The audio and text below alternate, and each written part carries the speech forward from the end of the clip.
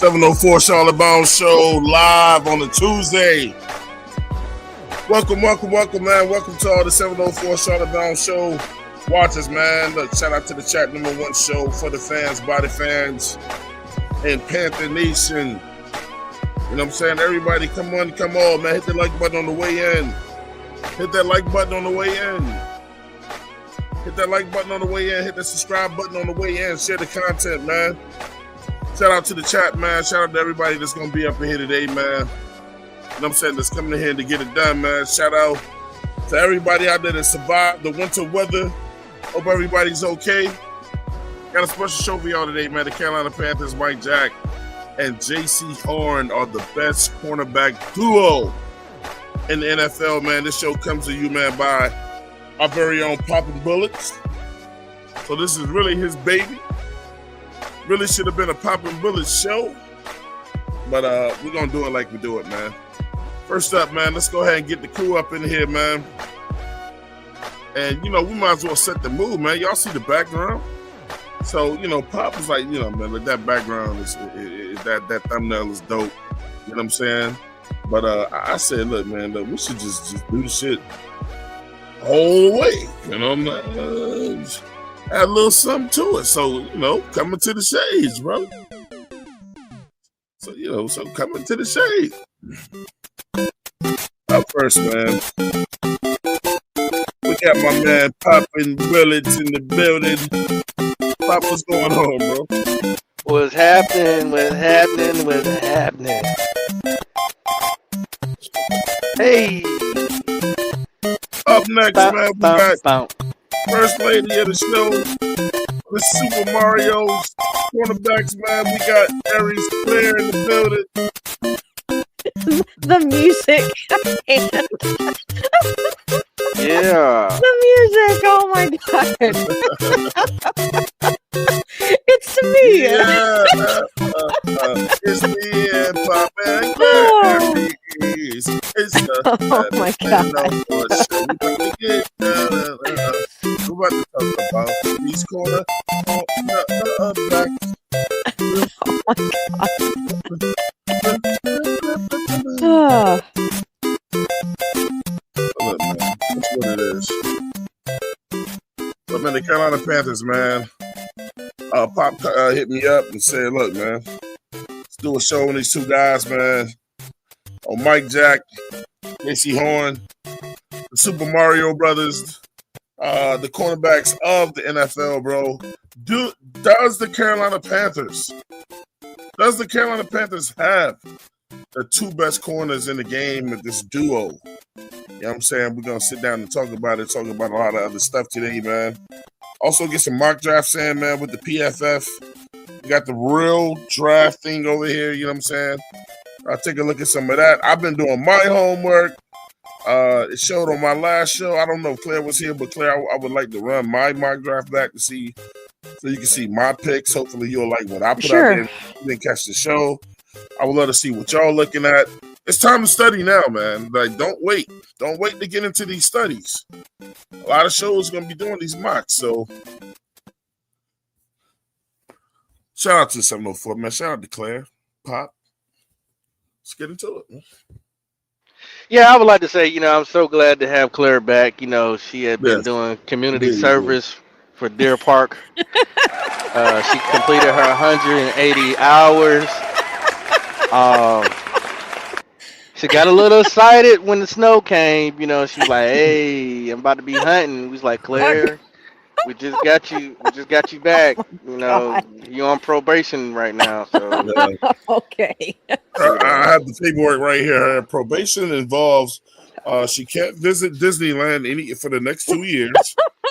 Right. She can't be caught drinking Deer Park water. Right. Okay. Okay. She's got to stay the fuck away from that stuff. Yeah. Her concealed weapons license is banned for the next 30 days. She cannot use that musket anymore. Musket. What the she can only hunt wabbit. Okay? Oh my god. So Bugs Bunny, watch your ass, bro. Okay. She's a killer. Oh God. Shout out to Brandon, man. He says, "Welcome to the show, everyone. Make sure you got the like button, subscribe button to get the latest Panthers news and content right here. And keep pounding." Shout out to Edge at the job. Look, we got Relax and Talk Sports up here. He said, "What's good, 704? You know what I'm saying? Big time driver. Already said TEC and Lemon going to the best wide receiver league. See that right there? Cornerbacks. It's not the Help the Brace show today. He wants to make his own show. Yeah, I know you horny for wide receivers, but we talk about the best duo in the NFL. And, we'll talk about them in the draft. You know what I'm saying? Maybe. Yeah. We want to give our congratulations and applause to these two gentlemen right here. They did their thug dizzle. Did they? Absolutely. All right. Claire, so we'll just start off by answering the question itself. Ladies first on the show. You know what I'm saying? I will pull up the best corners in the league. And, I think between the three of us, we pretty much know who plays on every team at the most prime positions, you know what I'm saying, or whatever. That's just from being football lovers alone. But Claire, non-biased, do you think we have the best duo, the best tandem at cornerback? We got Jaycee Horn, who just, again, with the Pro Bowl. I'm not really sure how much we should value the Pro Bowl anymore, but based on the skills he got in the Pro Bowl, I don't. Did he make an All-Pro team, first, second, or third? Who, Jaycee? Yeah. I do. Hold on. It's a great question. That's something I do not know.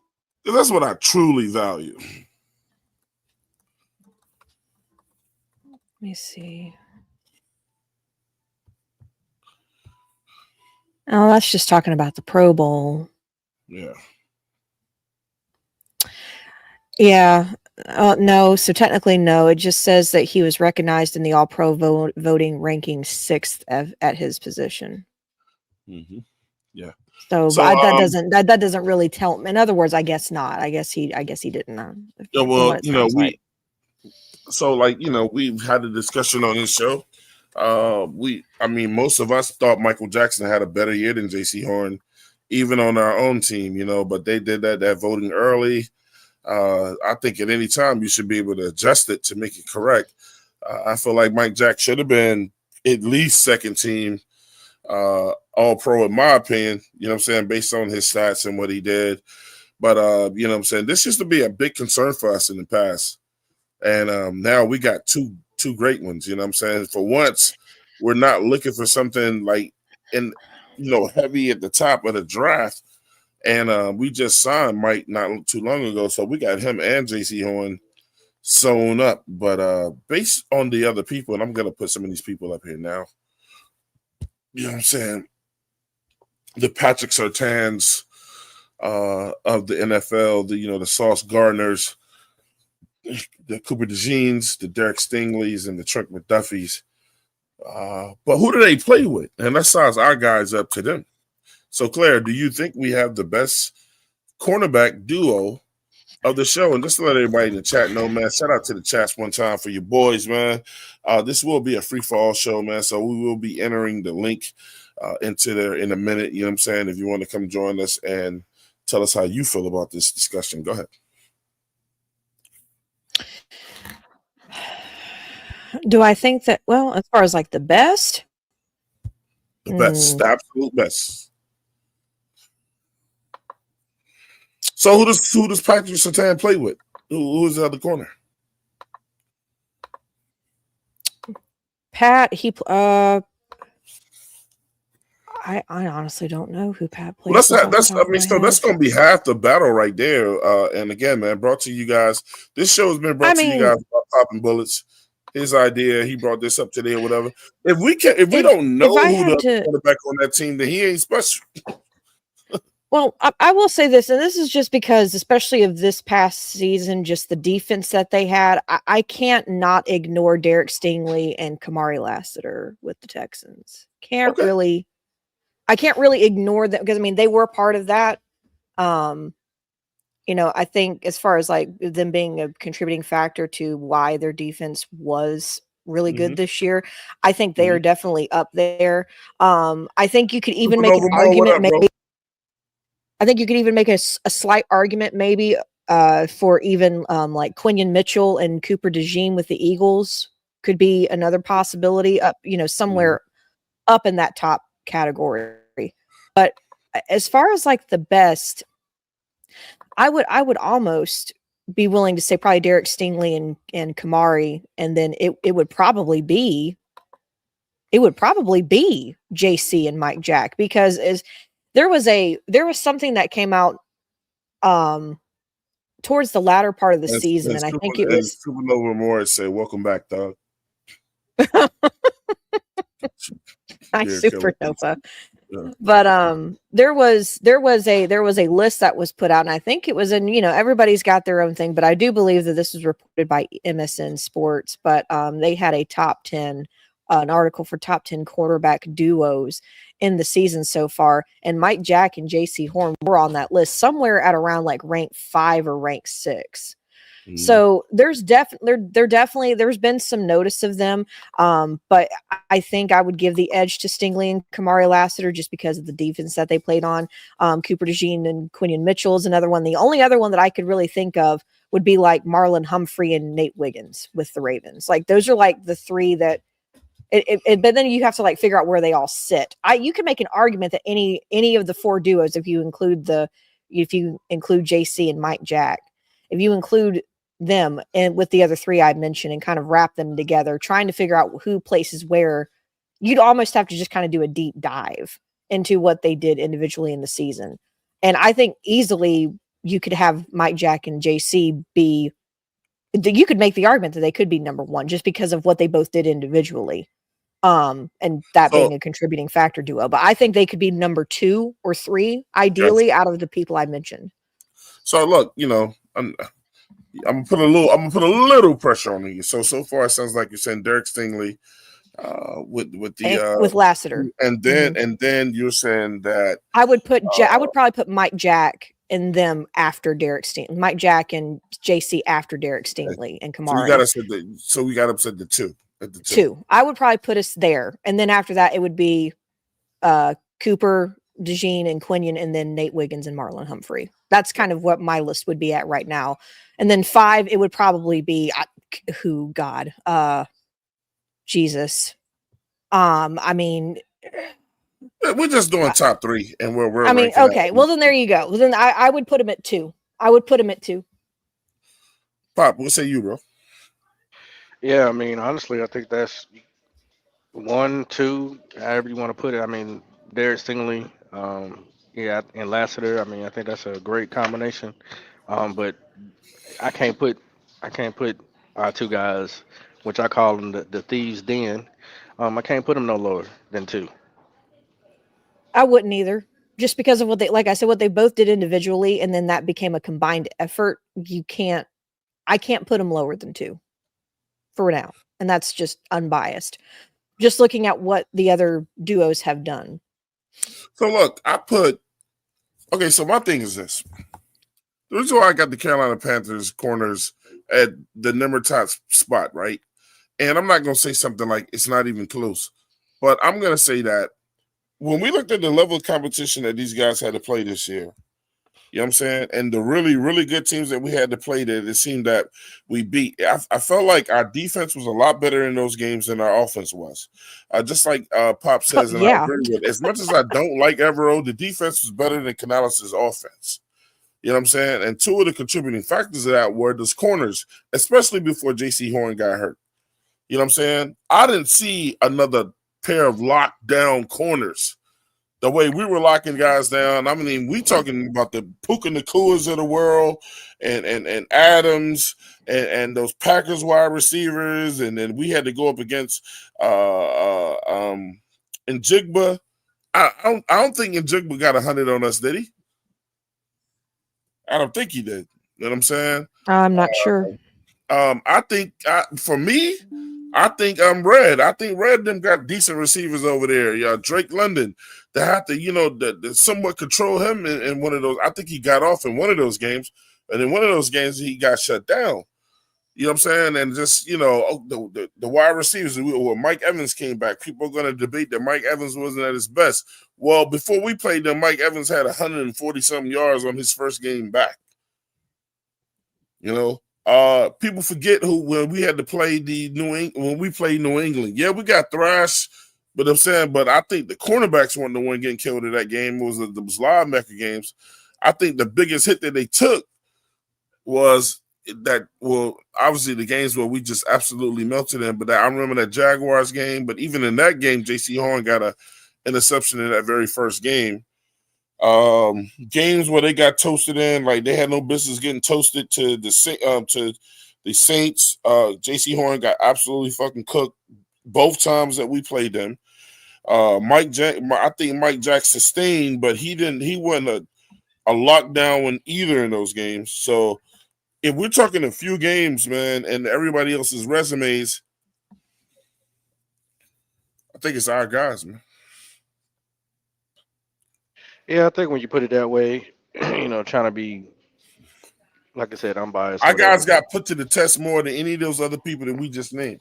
Yeah, and that's a fact. I mean, they definitely tried Mike Jack a lot, and they paid for it. He did some crazy stuff out there. I mean, I'm gonna change my answer. I'm gonna say we do have the best duo. You know, you look at the Rams games. Um, they just did it big.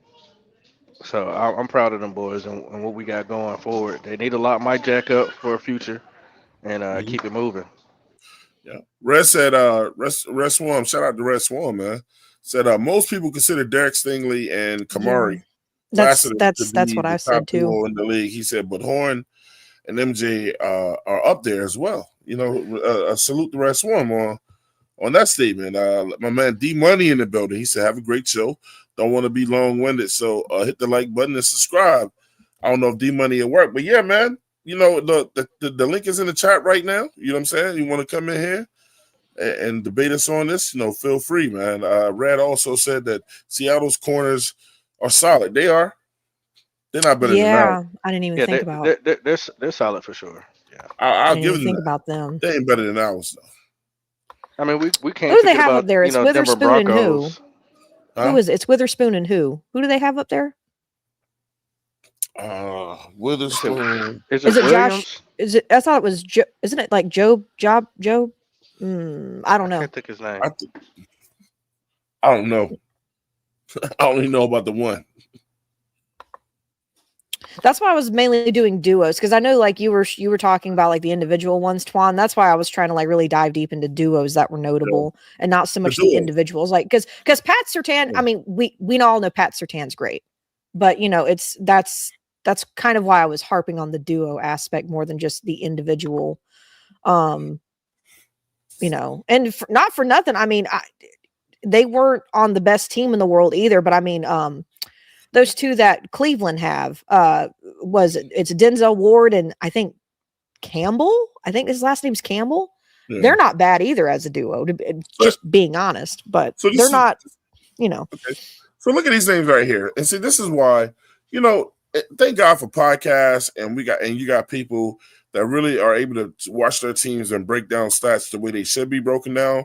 Because if you have to depend on, you know what I'm saying, it's like the sports world for a lot of people isn't real no more. Because it's an agenda.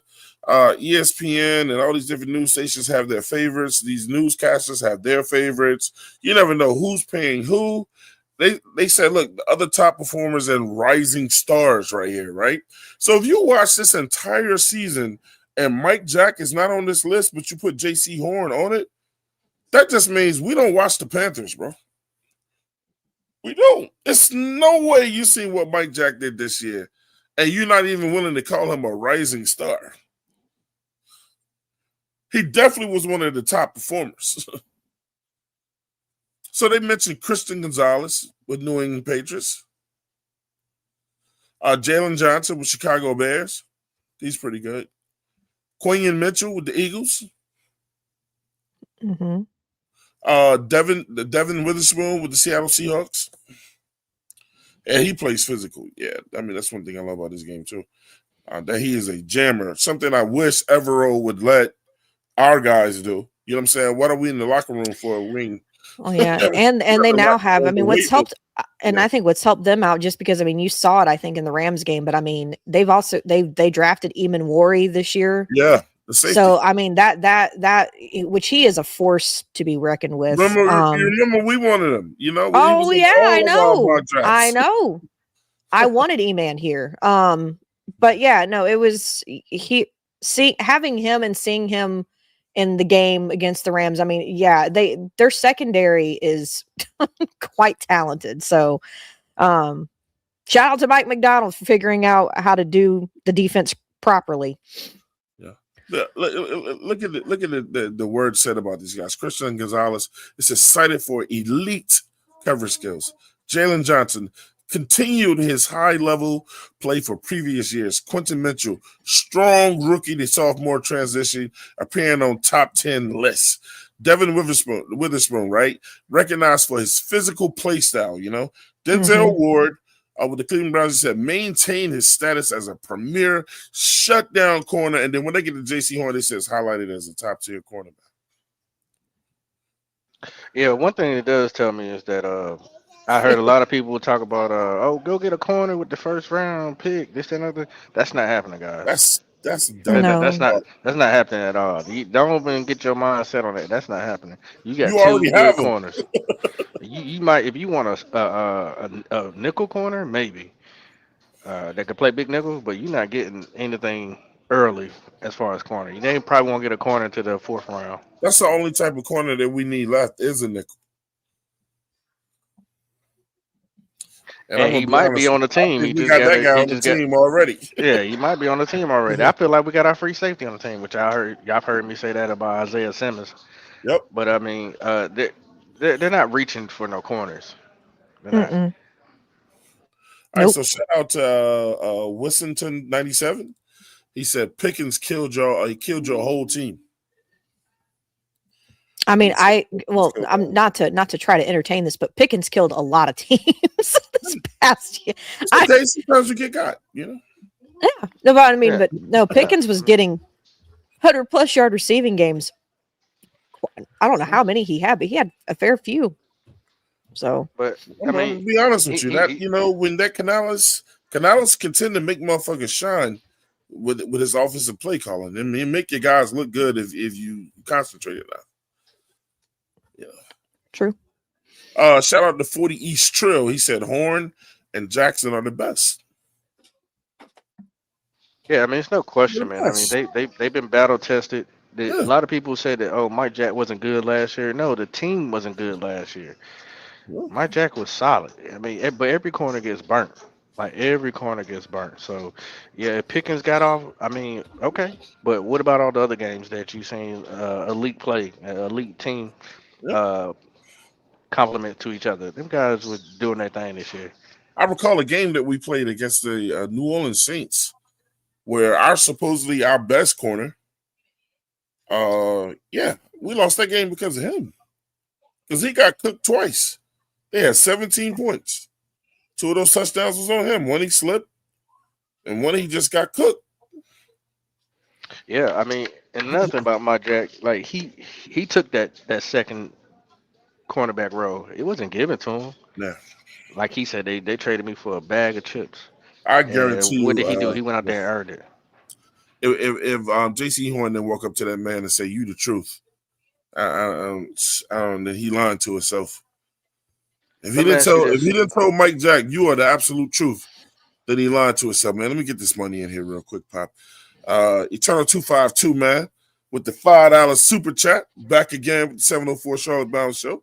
He said, "We have one of the best duos to get them elite edge or linebacker help. Imagine them with Danielle Hunter, Will Anderson, or James Pierce. Well, James Pierce and Jalen Walker played with the Falcons.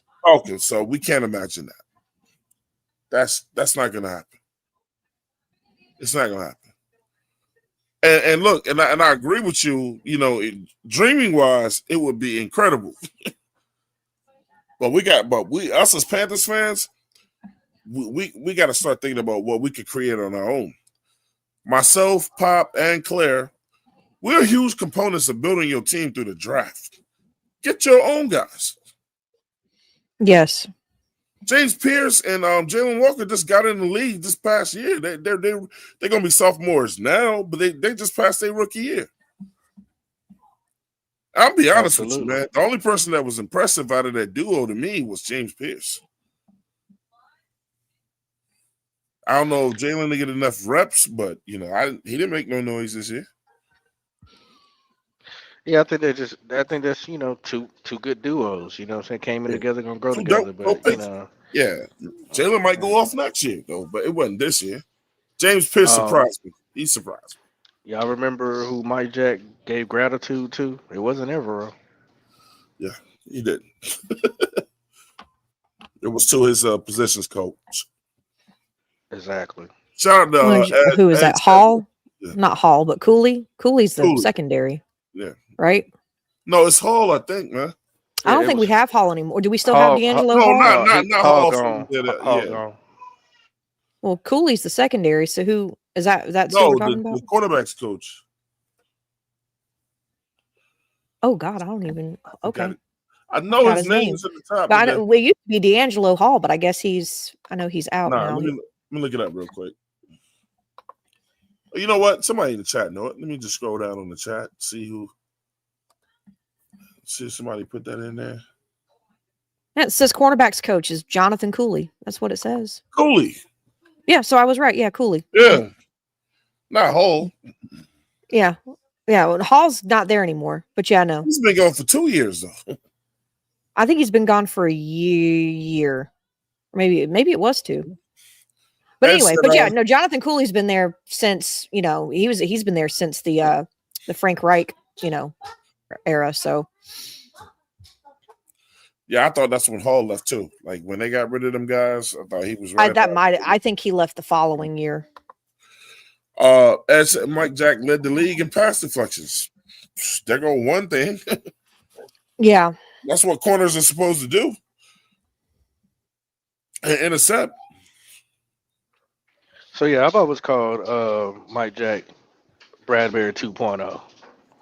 Just with better hands. Just with better hands. That's who he reminds me of. Fair.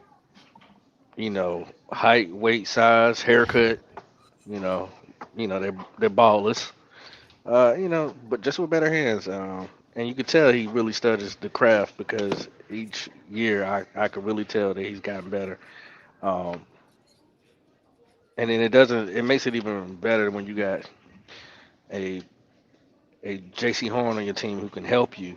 I remember them talking about them doing 1v1s where they switch roles where one person pretends he's a wide receiver and runs a route, and it will play like red zone, going back and forth. So, that's just sharpen each other's skills. I like that.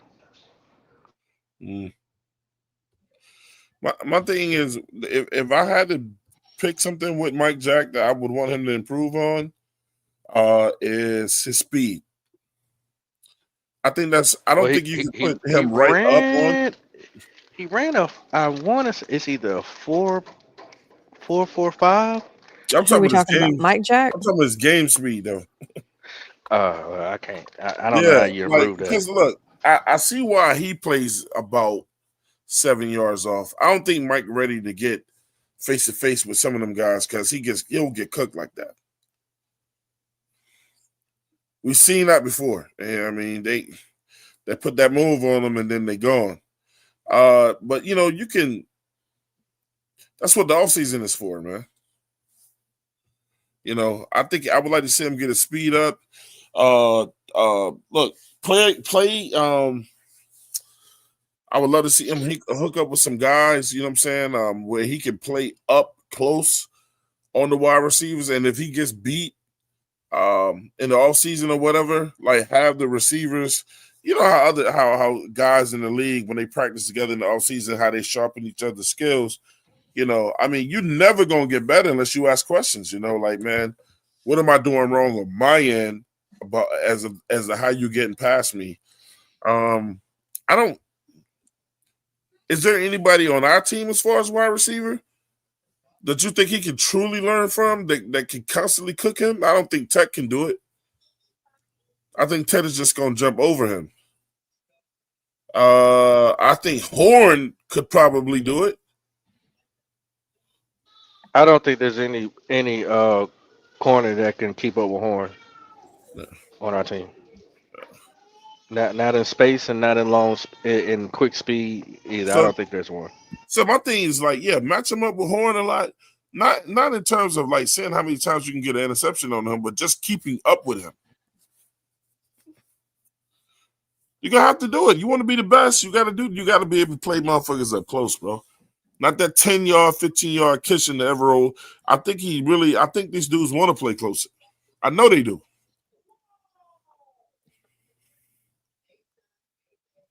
Because that kid from Seattle, man, he don't play off no yards. Your job is to get by him first. Because he's going to jam the shit out of you. That requires a locker room. Ed said, That remember, requires a he safety as well. started last year too. Yeah. What'd you say, Pop?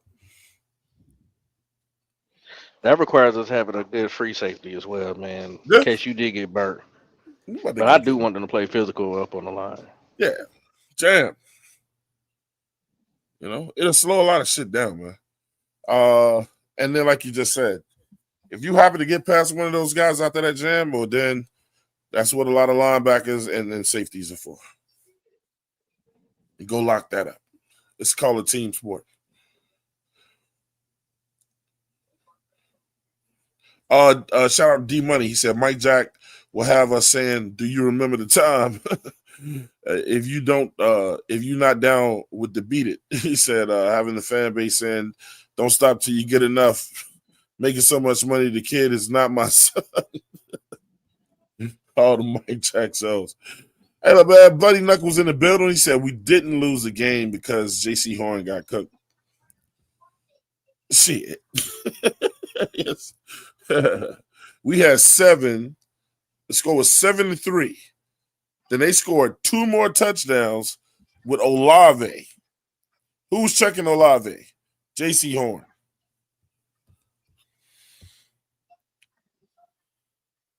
For the East Trail said, I said Walker wasn't going to be all that. I think I do remember you saying that, man. And then Ray Shack said he meant Coolio. Edge again, he said Hall was let go with Frank Wright. Yeah, I thought it was. Okay, so he was. All right. My bad. And then Ray Shack said Mike Jack can't catch. I mean, he ain't a receiver, bro. But he catch enough. And like I said, he said it too. You can get faster.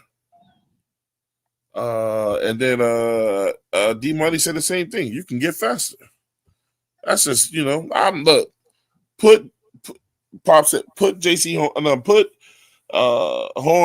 Jimmy Horn in front of him, bro, and just your job is to just, get face to face with him and try to keep up with him. I don't think with Jaycee Horn is the physical aspect, because I think he can physically command, Horn ain't the biggest dude in the world. It's on 252. Y'all don't remember doing training camp videos. The wide receivers was burning them when they was doing man press. Matter of fact, it was Tet. I mean, that was the beginning of the training camp. That's when you're trying to figure it out.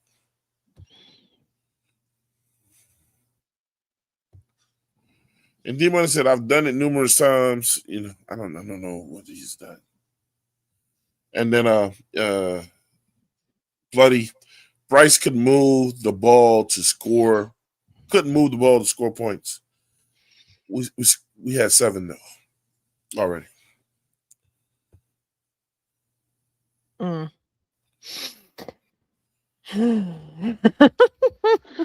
Our defense still was better than our offense. I don't care how you swing Yeah, it. that's a fact. So I mean, if we really want to harp on Jaycee slipping and then getting beat that one time, we can. It sounds a lot like an argument for a wide receiver that was being made last year because he dropped the ball in the end zone. Starting to sound a lot like that, but I'm just what do I know? Yeah, my thing with Jaycee Horn was, I mean, we're gonna be completely honest about it. Jaycee Horn is one of the best corners. It's just like he did some shit this year that had us stretching our heads, though, bro. I don't think he was as good as he was after the concussion. And what I believe, to be totally honest with you, is that he's simply playing too far off the ball, man. And guys get to, receivers are getting to, get into they schemes or whatever. And then what if the receiver you're checking is not even going up the field? He's cutting across or something like that or whatever. You're out of position. How many times did we get cooked in the middle, man? When motherfuckers, they ain't got no linebackers, so we're going to run that receiver to the middle. He ain't got that type of catch-up speed that he can get from the corner position to the middle of the field with a dude cutting off gate.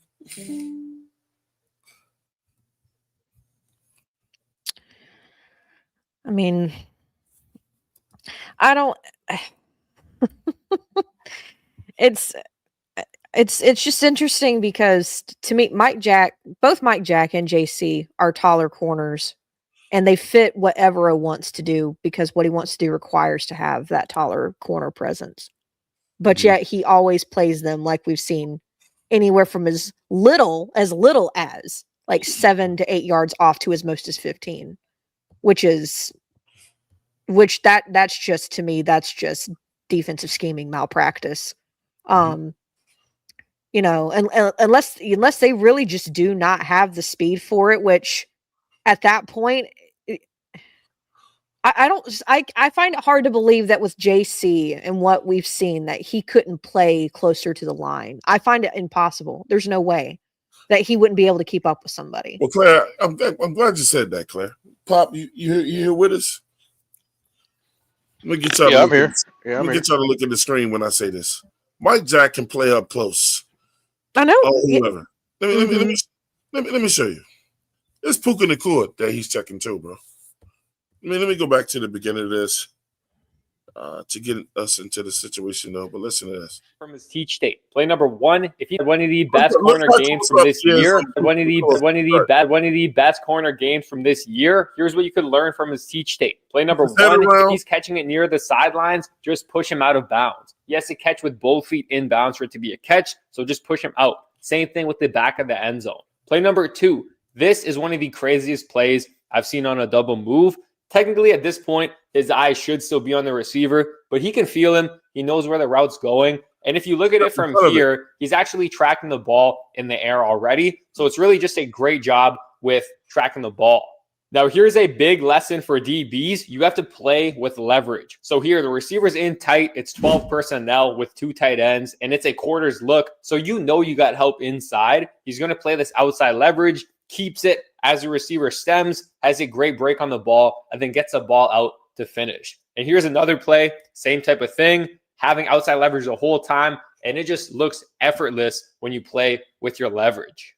Mike Jackson had one of the best corner games from this year. Here's what I don't know who this guy is. I didn't say it, but whoever Pick Six Athletics is, you see what he says down here in the corner? He said Mike Jack was the best corner in the game all year. Best corner game? Mm-hmm.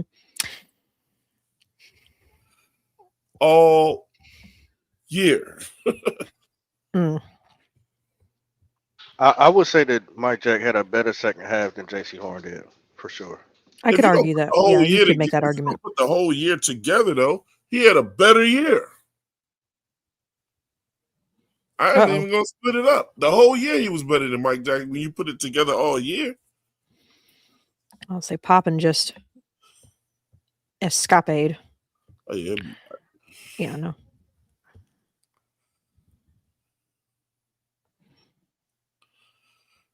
It was all year. So I want to ask this question because this is something I feel like a lot of people get way too caught up in when it comes to cornerbacks, both looking at them in college as prospects and then just in the league. Mm-hmm.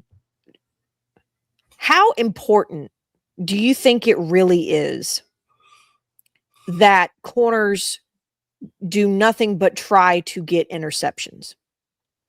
Because in my opinion, and I'm not trying to take away from the glamour of getting an interception, because I know that's what these guys probably have a lot of incentives for stuff like that too, and pick sixes.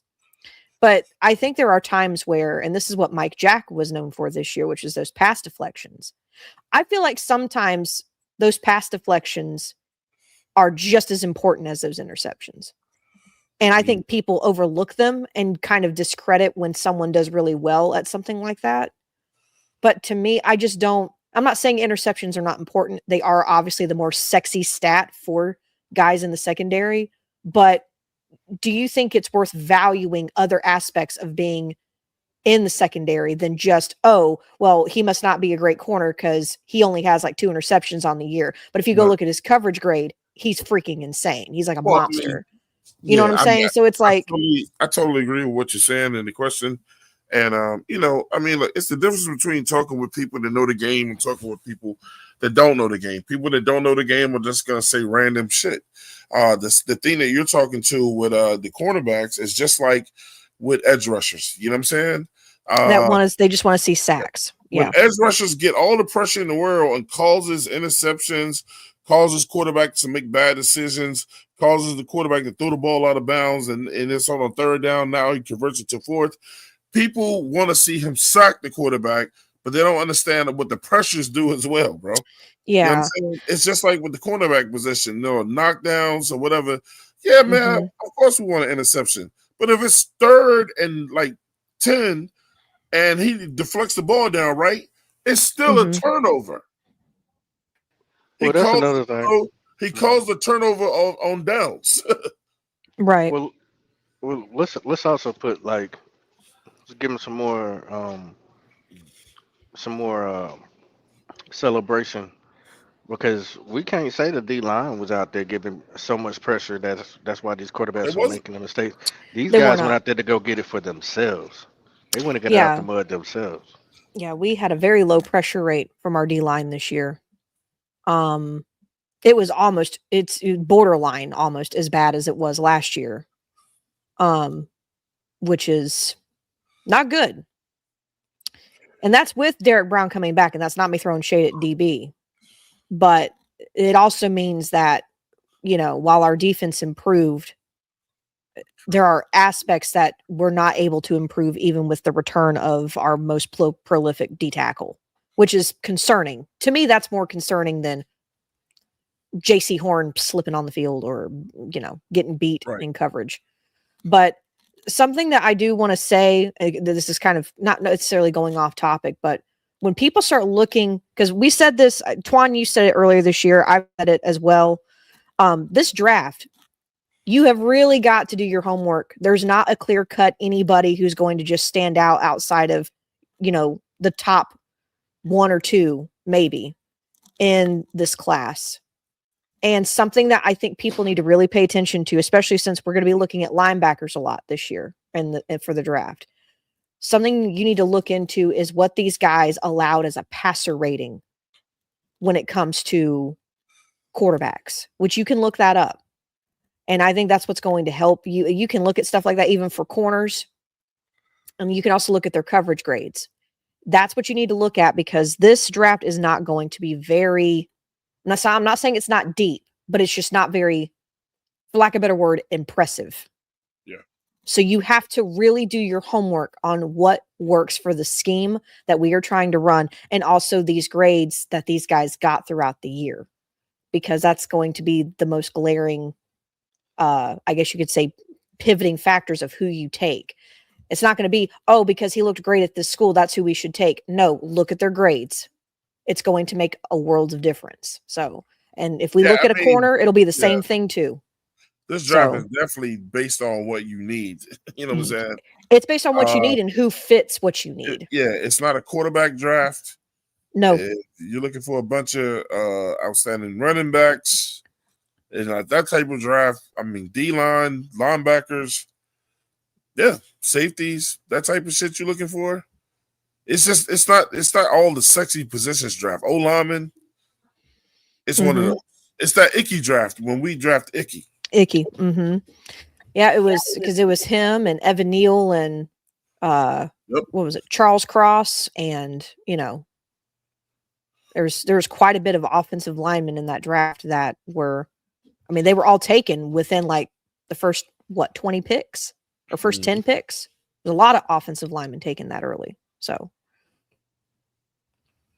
Eternal 252 said Olave always been beating Jaycee for years, especially when they had Rashid Shaheed. Well, don't even get me started on Rashid Shaheed. We should have went and got that motherfucker. Yeah, Rashid Shaheed. Immediately. That guy. That shit hurt. He plays I'm telling you, look, we've been saying this for years, Claire. Sometimes it's the team, bro. A lot of times when we say, man, this dude sucks, or he's trash, or whatever, maybe the team is just trash. These guys go somewhere else looking like superstars, bro. No, he looked like who he was with the Saints to me. Nah, Fast, he quick. looked better with Seattle, bro.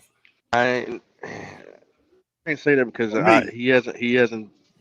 We've been watching him for years. To me, I think he's always been good. He's been tearing us up for the longest. So the small sample size we got with Seattle, he's only gonna get even better. So that's what I'm saying. He's been like that to me.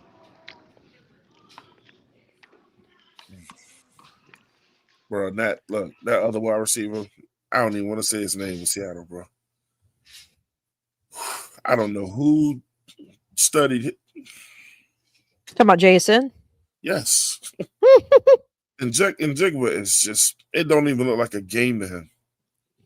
He makes it look incredibly with y'all. easy. He makes watching him in that game, Twan, he makes it look so easy. And I don't know if that's a testament to him or if that's a testament to whoever Mike McDonald brought in to be his offensive coordinator, or maybe it's a receiver coach. I don't know. But he makes it look so easy to find ways to get open. And that's with a Sean McVay called defense with what's his name? Chris Shula. I don't know. To me, JSN is becoming very impressive. Bro, his thing is, look, if we need a big play, throw me the fucking ball, bro. Yeah, just put the ball up there. I'll catch it. That's kind of how it feels with him. His shit is also like, look, you ain't even got to call a play for me, man. Just keep your eyes on me. I'm gonna get open. Yeah, he's to Seattle like what's his name from Detroit? Just way more athletic. Dang, why I can't think of the wide receiver from Detroit. Which one, Jameson Williams? No, not Jameson. Amon-Ra. Amon-Ra. He's like a Amon-Ra, but faster, taller. Maybe not faster, but more athletic. Too. I was gonna say I don't know if he's faster, but he is. I think shiftier is the better way to. That's a good way to put it. More athletic, and how he can get so low to the ground running is the crazy part to me. He can get so low to the ground while cutting his routes to get open. That's wild. Navar said maybe it's equalize itself, and we have a super talent Latin draft in 2027. Shout out to my man Navash, and the Real Sunchild said Mike Jack is elite. It's time to put that E word on his name, bro. It's time to put the E word on his name. I will say this: Mike Jack to me has become what Frankie Louvu became here. Frankie Louvu was somebody who was, everybody knows he came from the Jets. I believe he was an undrafted free agent, or he was a very late take by the Jets. He was on special teams, mostly came here, and essentially, as weird as it sounds, this is coming from the Carolina Panthers because this doesn't normally happen with us. And he revived his career and did very well. And I know he's on to bigger and better things, so to speak, with the Commanders. But Mike Jack, I didn't really hear anybody talking about Mike Jack when he was in Seattle. And now that he's here, he's becoming more talked about more and more in circles that aren't just Panther circles. So to me, he's kind of like our next Frankie Louvu. Instead of letting him go, Carolina, don't let him go. Just keep him. Don't you let Frankie Louvu walk. Just keep him. Keep Mike Jack. He returned 2 to the house this year. Yep. He could have returned a third in that Atlanta game, but I don't know why he stopped. I thought Sean Smith-Wade was going to be something, but he had that one game, and then that shit was over. Well, him being a 5th or 6th round pick, he's going to be something. He's going to play more nickel. Yeah, my thing with Shao, my only thing with Shao is the amount of time he's played. So my thing is, you know what I'm saying, whether it be, in practice, you get a lot of opportunities to improve. My thing is, when you haven't improved based on the amount of years he's been in the league now, he's just going to be who he is, man. And it's time to move on from that.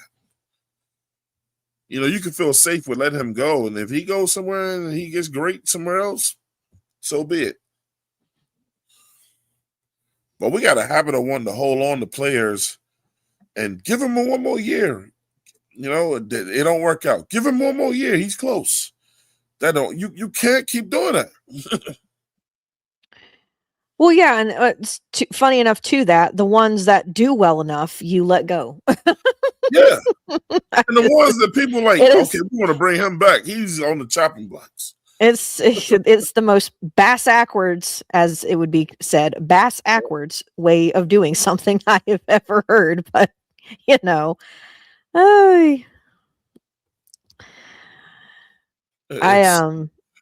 don't know. We are a very wild organization when it comes to how we handle our roster, in my opinion. For a minute, for a whole minute. Listen to this dude talking about Mike Jackson. No better do that boy Mike Jackson way, I promise you. You ain't gonna do it again. But you want to talk about Mike Jackson having absolutely 5 interceptions on the door season and him and Jaycee Horn having 11 total? They're not to be messed with.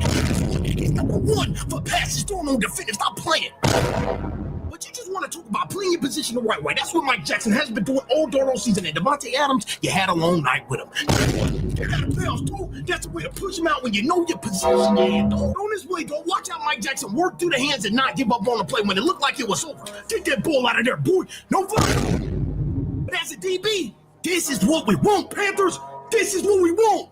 Get that thing out of here. I don't know what kind of game they thought this was going to be. Look at that. Hand in there. Get it out. Get it out. But I mean, just a threat all during season, man. Check him out. Us playing his coverage, nowhere to be at the right time, and absolutely got the speed of a darn old cheetah. Yeah, I don't know why he stopped right here. Yeah, Mike. Keep straight, boy. I don't even know. Why you turn back, though? Why you turn back? Let's do it. Let's do it. But hey, Carolina, go ahead and pay him his money, dog. He met Jaycee on I would have stepped on. Hey, Claire. I would have stepped on Penix. Oh, my God. Of course you would. I would have stepped on his ass and kept running, bro. But I know him as Nightmare. All these door-no receivers in the door. Straight up. First before we do anything, Carolina, we got to pay him.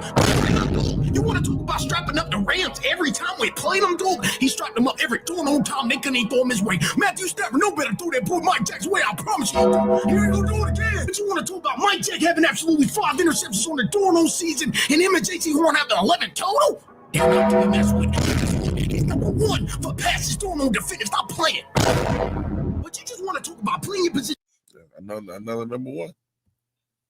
Another number 1. Hey, man, when does he have to get paid? Mike Jack? Yep. I want to say 2027, but let me look. Well, Mike Jackson. Let me see what we got here. So he signed a 2-year. It just went away. There we go. So he will be a unrestricted free agent in 2027. I wouldn't wait.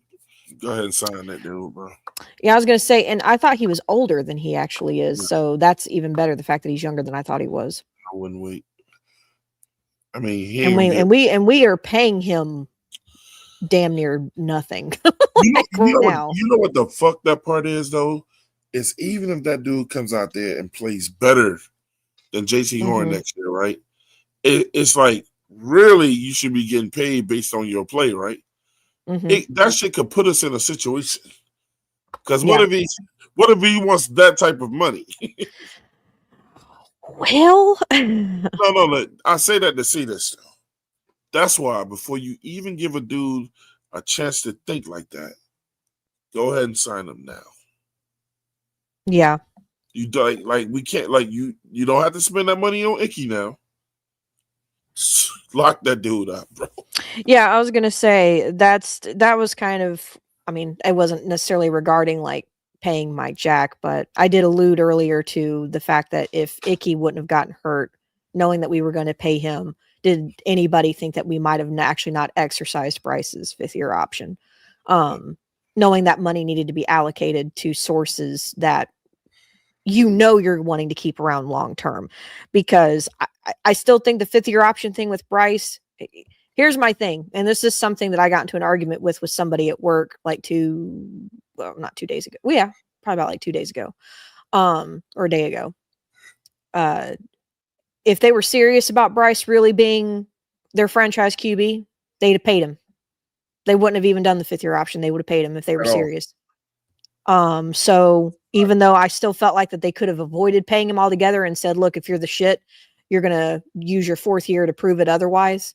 So, I mean, they're technically giving him yet another chance on top of another chance now, because it's now going to be another 2 years. But to me, if they were convicted and they knew he was the guy that there are some fans think that they already are claiming he's the franchise guy, they'd have paid him, but they didn't.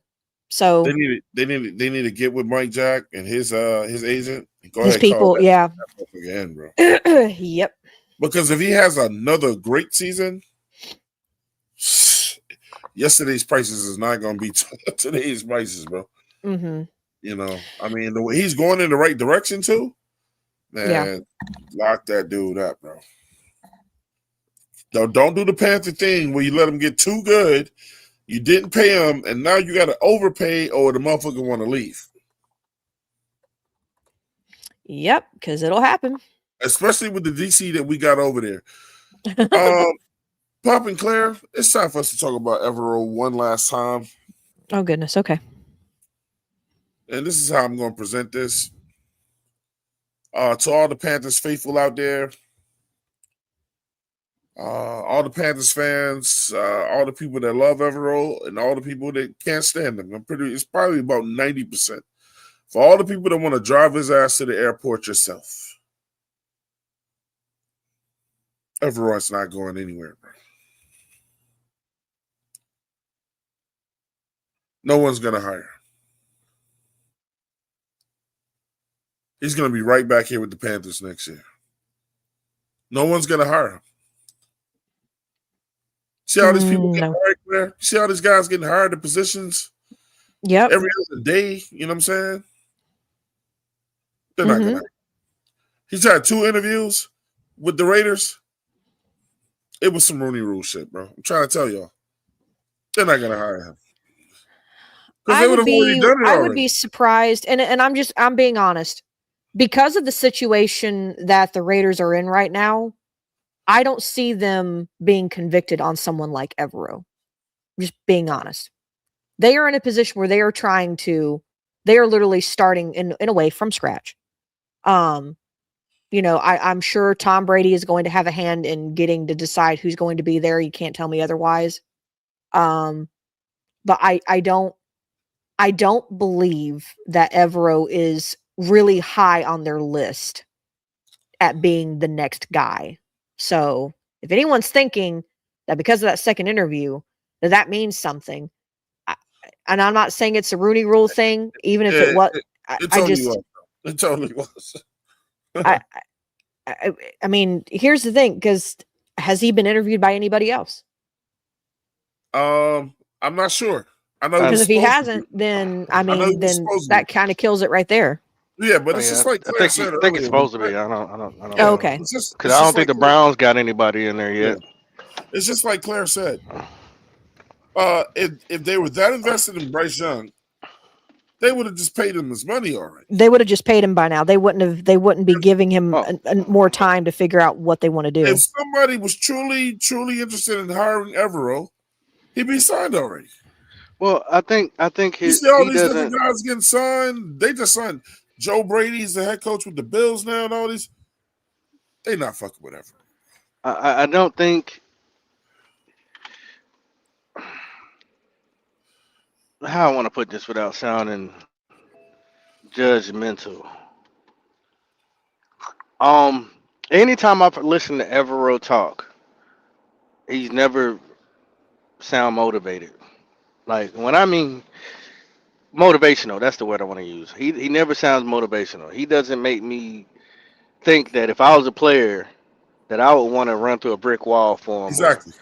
or I No. want to go do what I think I can do. He's not pumping in any Panther juice to get you going. The way he talks makes you want to drive in a slow lane. Uh, so I think that is something that possibly he could be having a problem with, because if he can't get these GMs and these owners to get behind him and believe what he's saying, well, it makes sense, because it's hard for me to believe what he's saying and things of that nature too, because of his personality, because he doesn't Like you move me said, here. yeah, he probably not motivating them either. Right. So you getting there and talking and saying all this yada yada yada. You gotta understand, you're talking about men. It takes a certain caliber of general to motivate men, not little boys, not little kids, not high schools. These is grown men whose pockets is deeper than yours. You can't say but so much unless you're that guy. You got to say something for them to be like, you know what? I want to follow you. And I use that same scenario when I've had interviews or stuff like that. So y'all can take what I'm saying, and if as a skill set to say to a boss that might be trying to hire you. Uh, Now it does make the seat kind of hot. You put the pressure on the boss. But I asked when they said, "Do you have any questions?" And I say yes. What do you provide to make other men follow you at this organization, at this job? So now I put it on them to answer that question, because, and then before they answer, I said, because it's hard for me to believe in somebody that I can't follow. Mm. I, Good job, and Poppy. well, it's got me jobs, and it's also got me. I don't know. He might be a problem, but I mean, hey, I mean, same thing. Who's the best in here? Well, sometimes they'll talk about themselves. Oh, I used to do this, used to do that. No, no, but who's the best right now? And if they give you a weird look like there ain't one, then you know that you have the opportunity to be the best. But if they give you a name, you be like, okay, tell him that I'm coming whenever I get this job. Now they're looking at you like, wow. You know what I'm saying? Is he putting that type of thought, or is or does he have anybody even talking like that to him to have those type of conversations? Does he motivate people to want to say stuff like that to him? You got to have that in you. So with Evero, I don't see it. I've seen Jaycee Horn complain. Um, I've seen coaches that have been long gone that they fought for, that they fired. Now, I ain't seen nobody say fight for Evero. I just don't. So it is what it is, man.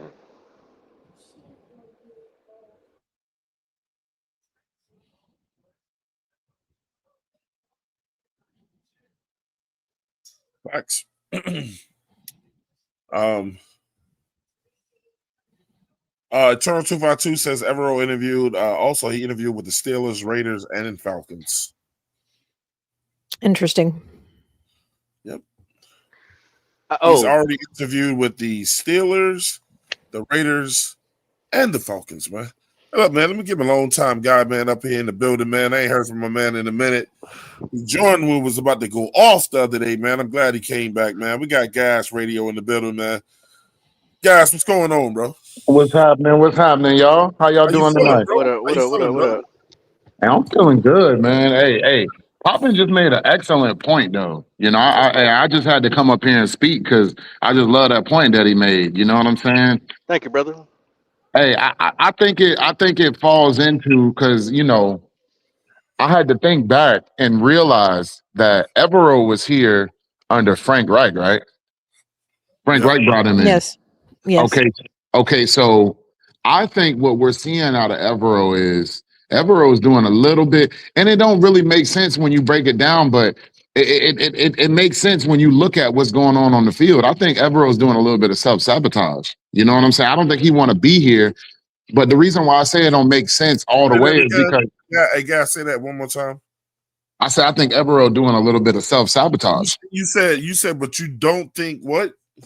I don't think it don't make 100% sense because if for Evero, if you're trying to get a head coaching job, you wouldn't want to. Okay. What you said was, and I've been telling my crew for almost 2 years now, Evero don't want to be here. Yeah, he don't want to be here. Yeah, he don't want to be here. So why sign the contract? Because he ain't gonna get a job nowhere else. Yeah, you got to secure that bag, Poppin. If Carolina, and I'm pretty positive we're overpaying for him. We paying them a little more than we should. He get paid more than Canales. They see what I'm saying? See what I'm saying? So if I'm Evero, if I'm Evero, I'm gonna secure my bag here, but I'm still gonna entertain these head coaching jobs elsewhere. You know what I'm saying? Evero ain't no dumb motherfucker. He not dumb at all. You know, he very smart. But I think what Evero is doing is he's self-sabotaging. And it makes it easy for him whenever, we don't give him a first-round pick 2 and 3 years in a row. He can use that. I guarantee you, if Evero was to find another job and go elsewhere, the main thing he gonna say is, they didn't give me no talent. That's the main thing he gonna say. They didn't give me no talent. He ain't gonna say that shit right now, because why would you sacrifice the job that you got going on? You know what I'm saying? And furthermore, I don't know if y'all see this the way I see it. Them motherfuckers seem like they scared of him. They don't push him in any type of way. They don't, set a bar for him in any, like, if you listen to how Dan Morgan talks about him, if you listen to how Dave Canales talks about him, they both talk about him like they're highly impressed. And I don't know why. And I don't know why. I don't know either. And I see they coming at me in the chat talking about Eternal said what did Eternal, what did he say? Oh, Panther for life. He said clearly the defense following Evero, coming from last place to middle of the pack and growing in 1 year. Can't judge his leadership from press conferences. I'm not saying that I'm judging his leadership from press conferences. I'm saying that he doesn't motivate when he speaks. So when he goes to sit in front of the big bosses, how is he doing so? You know what I'm saying? If his leadership was that great, right? When he be hired, is that what we're not talking about? Right, Papa. So once again, it's your actions, because your resume is what you've done. What you've done is your resume, right? Mm-hmm. Did he improve this year? Yes, I'm not taking that away from me at all, Panther for life. But I'm also looking at, what are you talking about? What are you presenting? Because guess what? It's not only the players that he's got to convince to play within his scheme. He also got, I talked about leadership, right? I'm also talking about other staff members that got to come along. You got to find an OC. You got to find all type of assistants and things of that nature. Who is underneath Evero's tree? He hasn't got a tree yet. Do you think the other owners have not thought about that yet? Well, who is he going to bring? They're already having problems right now trying to find the right guys for these places. You see what I'm saying? Okay, man. Let me get my guy up in here, man. You know what I'm saying?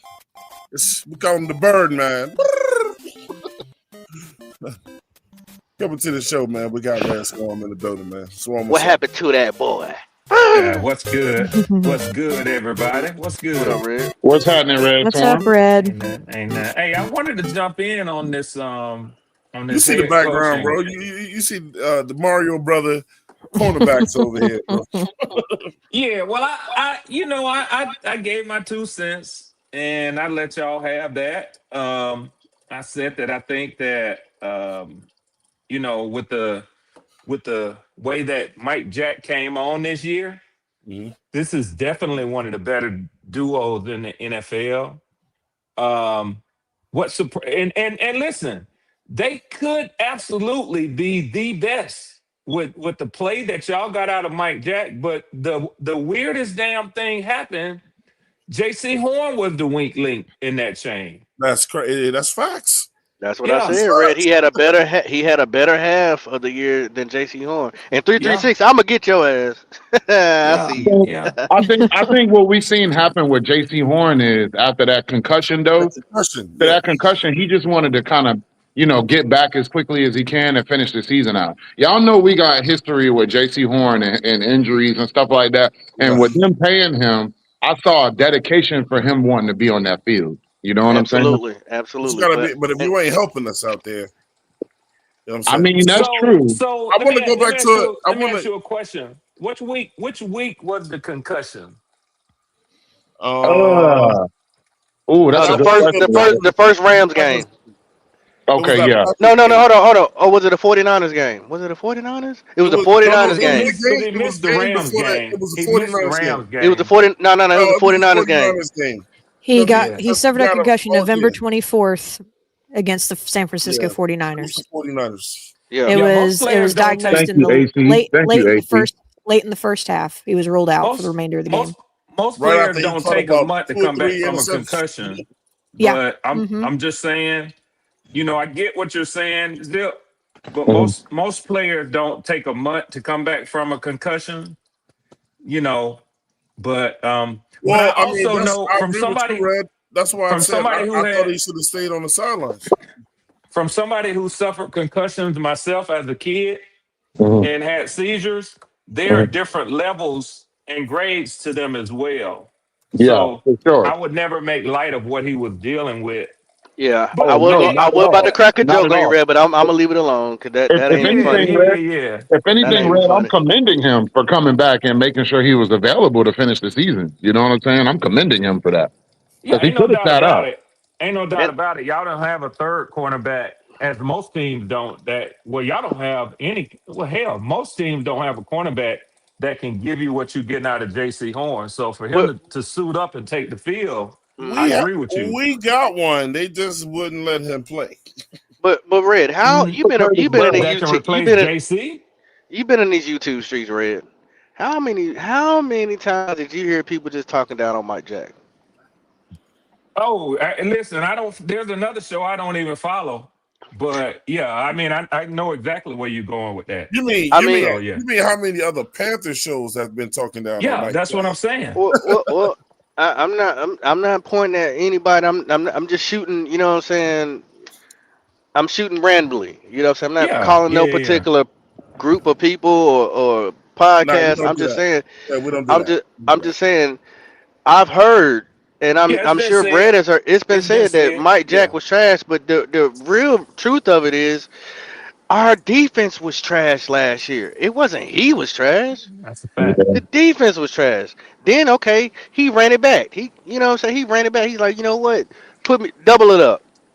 Came back and showed people, what he like. I mean, at the end of the day, man, I'm so excited to have these two guys because I don't have to jump in the draft. I've heard people say, go get a cornerback in the first round. You don't need to go do that. Waste. Nah, hell no. That is a waste. That's not something that y'all need. Hey, Red, some people are so delusional with it, right? They want 2 number 1 corners on the team. Where are they? There ain't that. We just went down a list of you can barely find 5 teams with 2 good corners. Nah, we got our duo. Nah, y'all's GM ain't that dumb. Y'all's GM ain't that dumb. Right. So nah, he not. But I do have a question for y'all. Just to get a little toxic. To what's today? Wednesday. Tuesday. It wouldn't be Tuesday. It wouldn't be okay. I can't do toxic Wednesdays.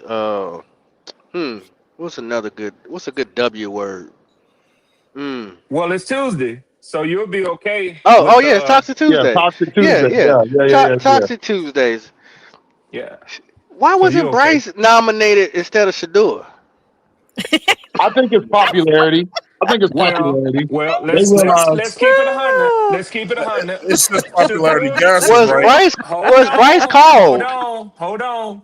Shador was named as a replacement on the AFC side, not the NFC. But a better question would be, why was Trevor Lawrence not named before Shador? Can I tell y'all something real quick though? Why was Cam Ward not named before Shador? There's many options you could take. Can we all agree to this though? Nobody cares about the Pro Bowl no more. Ain't nobody running to go play nobody's running to go be on a flag football team. This further proves the point. It's about all pro. If it ain't all pro, it ain't shit. I've been saying that. Yeah. You're right, Red. I ain't think about that. Where Shador, the division he's in. You're right. I didn't think about that. I don't know. I want to get back to It's something about that views. gas. It's about views. But Twan, I did wanna chime Oh, in and say this in hold regards to the Evero thing. yeah.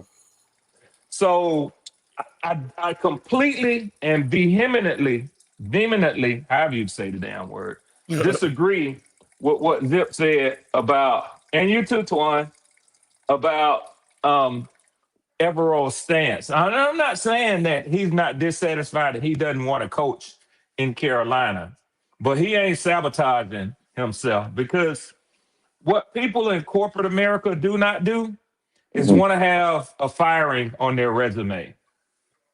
Yeah, Yeah, I that agree. Well, I puts him agree with you. further away from we his could get it. career goals. We could get into that, but to Yeah. Well, to the thing Gas's. is, Hold on, let me finish. Let me okay. finish. But to Gas's. Hey, look, is my mic low? Nah, I can hear you clearly, No, I Twan. can Your hear Okay. you. mic No, ain't you're never good. low, Twan. Sometimes when I be talking, motherfuckers be like, "Fuck this nigga."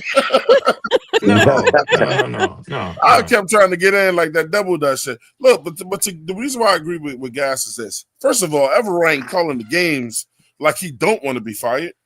You know what I'm saying? That shit that he did at the end of the year, and look, we don't just use what he did at the end of the year because he did that shit several times during the year. But during Mm-hmm. a playoff game, that shit you did it in the year gets Mm-hmm. some defensive coordinators who've been good all year fired. Okay.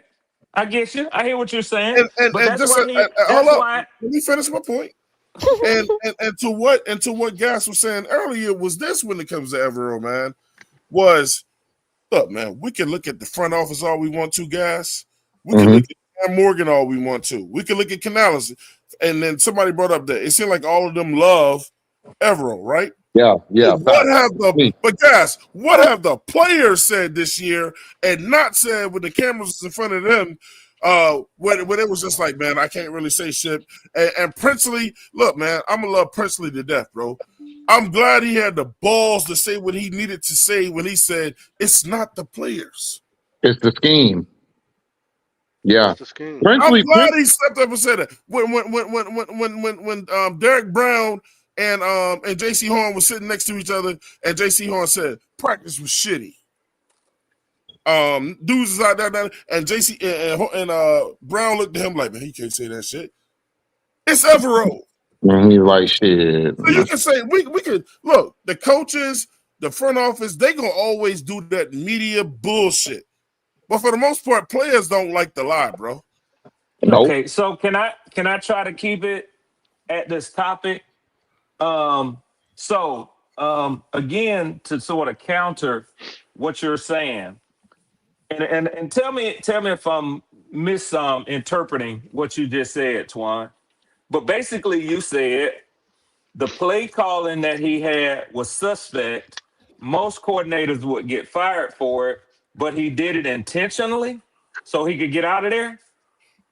So the reason why we say intentionally with what he did was that guess this. So when people go like somebody didn't do something intentional, that form of not doing something intentional means I was trying to do something else and I fucked around and did this. I didn't intentionally mean to do this. Evero, correct me if I'm wrong, guys. He went out there and intentionally called soft zone after soft zone after soft zone on the guy who's going to be MVP of the league on on that last drive, like the Rams was some bullshit ass team, bro. Kissing after kissing. He did that intentionally. So Twan, let me tell you, and I was quiet to make sure I listened and understood you correctly. So that is a player, that is a coach who is not going to be seriously considered for anything other than what he has. People aren't going to look at him and say, "Hey, let's bring this guy in to make us better." Now, Red, you preaching. Is that still part of leadership, Red? Yeah. Oh, yeah. I mean, by Okay. definition, as a coordinator, he's a leader. Thank that's on your resume. So Panther for life. You heard Red said it. He he just pretty much broke it down to you further than I did. Those are all things that's on your resume that these guys are going to look at. I'm not just talking about the presser. I'm also talking about what you have done. And it's ineffective, Poppin. That's ineffective leadership. Did he Because improve? if you put Yes. your people in a bad situation, how you minimize their chance of being successful. But the only thing he can say is, "Oh, well, I didn't have the right personnel." Yep, that's all he can say. That's They're all he not can gonna. say. They're not gonna buy that though. But Well, see, the thing you is, put them. You put them in the right position. it really depends though, because Red, the reason why, and I want to speak back to what you said, the reason why I feel the way I do about that is because if you want to be honest, and Red, you know this very well, Carolina has a history. And for someone like Evero, it'll make it easy for him to plead his case to a new team. I mean, it should theoretically, but like you said, I mean, a GM for another team or any front office for another team, they're gonna see through that. But in his mind, I think that's what this man is thinking. You know But what? he God can't. damn it. But I just on the surface, I would give him more credit on an intellectual level than to agree with y'all, because that's not the way that you go about. I mean, That's not the way you go about advancing in the corporate world, by No, being that's Right. bad at your job. that's true. That's true. I think you're disagreeing with us for debate's sake. You know what I'm saying? And that's cool. No, I'm And not, that's I, cool. Twan. I'm disagreeing Well, with look, you on an intellectual I level. got you. No, and I said, and that's cool. But listen, As a worker, that's here's a not how you fact. get promoted, is being bad at your But, job. but here's a fact, though. facts. Here's a I don't fact. think he was trying to sabotage himself either. I think that Here's a fact, though. Here's a fact. it's bad judgment. No one's gonna hire Evero to be a head coach. Nope. Not this cycle. Look. When they look down and see you had the worst defense ever, they ain't gonna be thinking about the players that you had on the team. They're gonna be like, you didn't maximize what you had. You know what I'm saying? Because look, a lot of those players came out and made it known. This nigga didn't trust us at all. When we blitzed, we got there, and then he wouldn't do it again. You know what I'm saying? Evero this year, man, with his stingy ways, he decided he didn't want to play young guys this year. Yep. Look, when Ransom went out there and chopped the Rams up, right? We people at the game, everybody's like, man, where's Ransom at? He got Ransom on the sideline. Mm-hmm. Mm-hmm. And not only that, there's a breadcrumb of trails. You know, they're gonna all lead back up to doing you. this personal shit with his players, bro. The biggest thing with me is you've seen how terrible Nick Scott has been in this system, dog. He's been bad. That's his boy. You still play him. You still play him. That shit eats me the fuck up, man.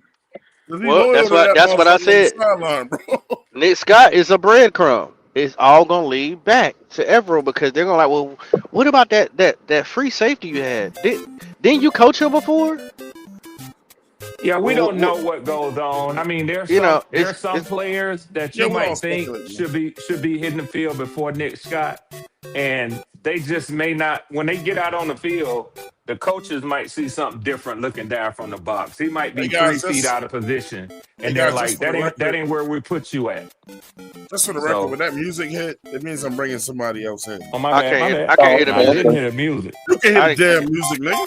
I can't hear it. No, I can't. In my headset, I can't hear it. We got Edge in the building now. Dr. E. What's going on, y'all? What's up, man? What up, man? Dr. Edgerton. Not much. I ain't no doctor. I ain't got my PhD in shit. Pull out your stethoscope. Hey, look, we're gonna have to call that house over there Natural Born Killers. Okay. Oh my God. I have another toxic topic. I sent it to you, Twan.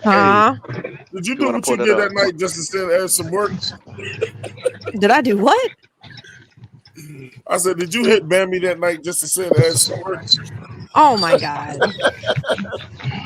Ed's the one that sabotaged their brakes. Good play on words, Bobby. Oh my God. Just because I know how to work on brakes doesn't mean I don't have to send that shit my way, bro. I forgot to put the brake line in, but she got back brakes. Hey, Twan, can you pull that up? What I sent to you. All right. Yeah. Well, let me go ahead and get my little 2 cents in on the Mike Jack thing. I just want to say this. We got to put respect on this man's name. This dude, this dude knows how to play some dang ball, and just to let you guys know, for some people out there, just because you don't have the most interceptions for the league or something, or you don't get a lot of interceptions thrown at your way, coming at you your way, doesn't mean you're a bad DB.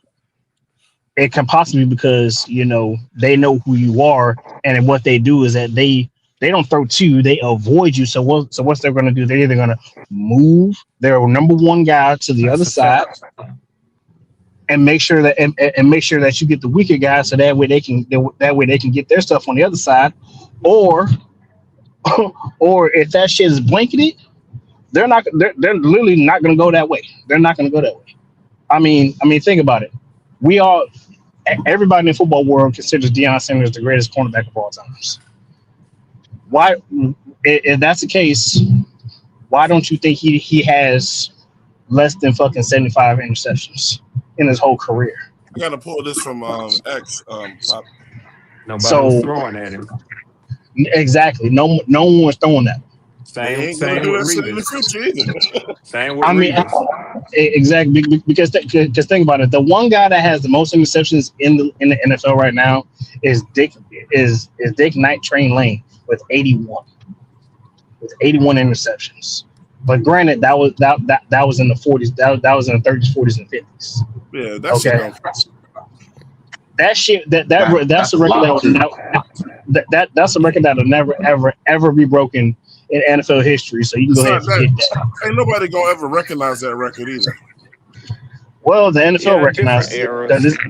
It's different eras, but here's the thing: the NFL does recognize that one. Nobody's gonna recognize. Look, man, it was no brothers playing in that sport at that time. Twan.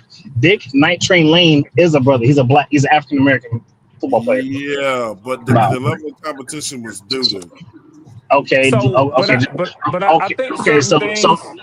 So just because level of competition is bad doesn't mean they're not going to recognize blood. The NFL recognizes. What I'm saying is, what was the center for the Boston Celtics? Lambeer? No. Not Lambeer. Mr. Russell. Mean ass looking. Damn, Poppin', that was a mean looking motherfucker, man. Bill Russell. Mr. Russell. Bill Russell's got the most rings, but nobody ever puts him in the top 10 because of the level of competition. If I knew he was running through shit back there. Yeah, it was nobody to compete with him. Kappa man, by the way, my frat. Yeah. Shout out to Bill Russell. Yes, sir. Shout out to Bill Russell. Yeah. What, Chamberlain? There was absolutely no competition for that guy, man. Well, I think we got some money out there. We got some money out there. Yeah, we know we can't look away from that. People say there's no competition out there, but there are people still will put him in the top. Shout out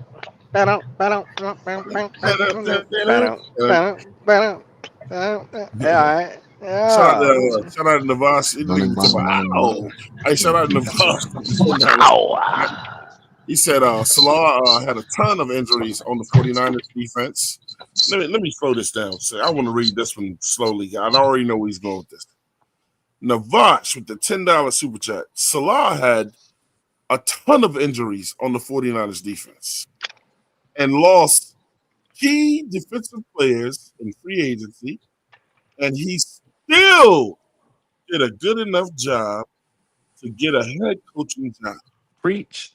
So when people want to keep talking about that Evero that season, when they say he didn't have no talent, neither did Robert Salah. Injuries aren't a good enough excuse for Evero. What is he giving? I agree. People and them defensive guys were pissed about him being fired. I mean, you heard so many talking about him. It's all about a lot of times it's about what the players say about you, right? When have you ever heard any of these players going out of their way to get in front of a camera and say, "Man, look, Evero has taught me so much." Hey, organizations are looking for people who overcome the odds. Not who Facts. get defeated by the odds. Are you a problem solver, or you there when the problem Right, they happens just and look. you just waiting for They I'll just something want to give to him a come through? pass I, that year, bro. I'll say this though. It wasn't his Oh, fault. no. Nah, I'll say this though. I feel like Evero had a problem off the rim. If we being real, Well, he came to because us. well, not even well when he got here and we drafted Bryce Young, because if you think about it, Frank Reich has a reputation. Look at how some of Frank Reich's teams have looked, especially in Indiana. He had some of like the top defenses over there, man. You know what I'm saying? He has some really good defenses and some really good quarterback play. So Evero probably came into the situation thinking like, okay, goddamn it, this man about to let me allocate a lot of resources to this defense, and I'm gonna be able to build this defense the way I want to. But when he got here and he realized it's completely opposite. They about to exacerbate. You put everything into Bryce Young, and they about to give me slim pickings. You know what I'm saying? Red, I think that's why this man acting like that. You know, because he thought it was going to be something totally different. For one, he thought that Frank Wright was going to be his head coach for years to come. You know what I'm saying? And he thought it was going to be a Frank Wright culture around here where he get to build the defense the way he wanted to. You know what Yeah, I'm I saying? can't be convinced. I can't be convinced. I tend to agree with Poppin. And my experience just in the working world tells me that's not the way you go about getting out of a situation. And also, what Poppin said is if he didn't want to Pop, this what be you wanted right in here? Carolina, why sign a new all whole damn new contract?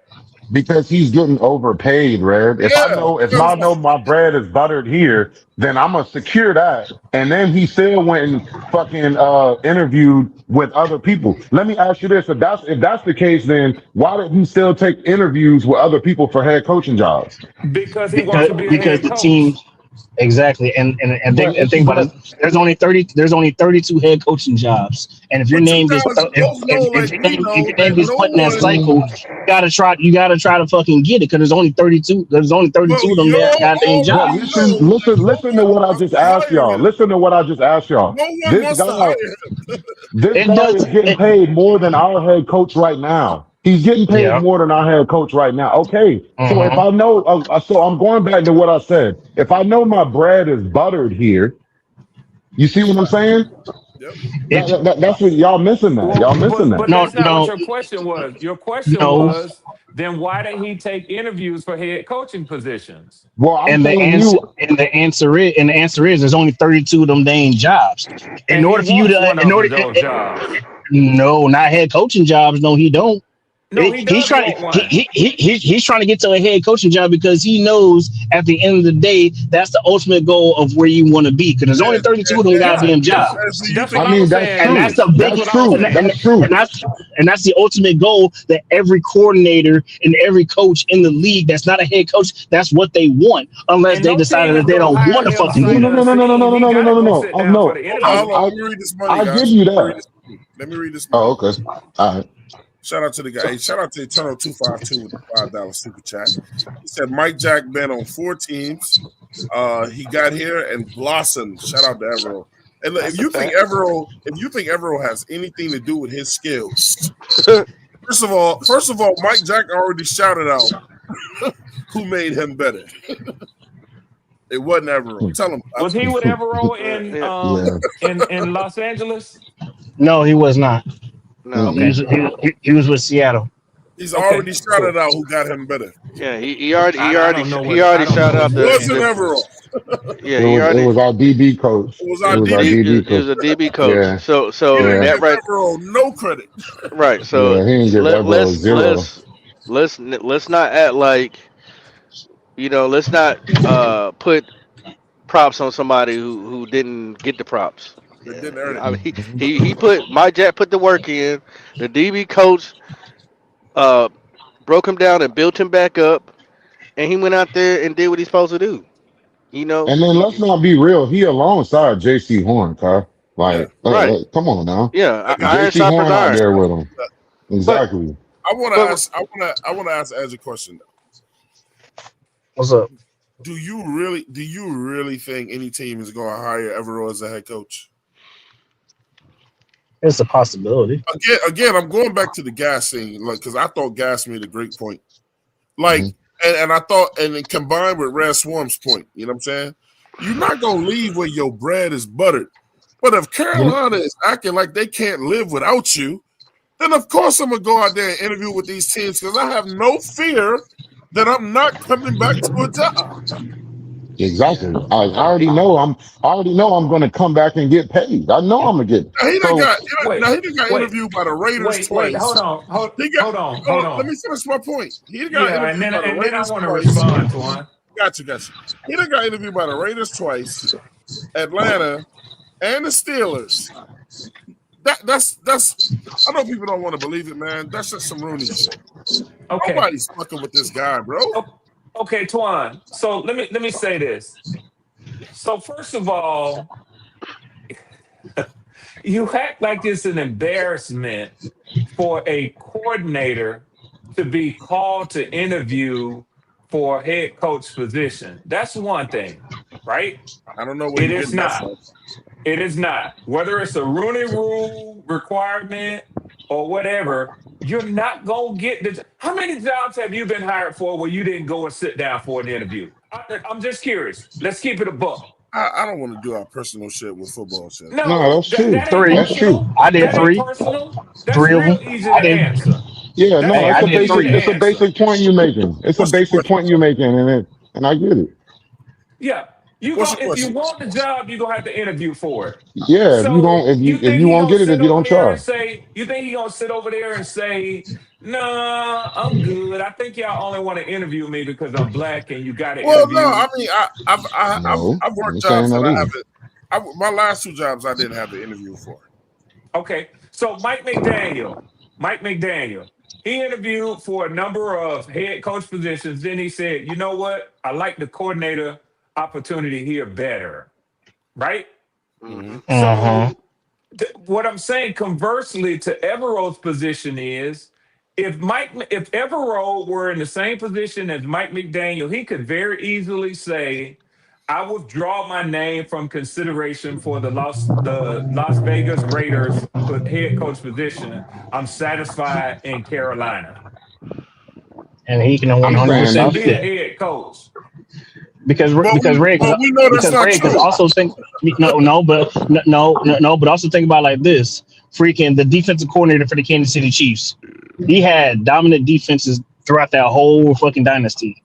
How many interviews has he how many times has his name been fucking requested for interviews for head coaching jobs? Spags has capped out as a head coach. Everybody in the NFL knows he's not getting another head coaching opportunity.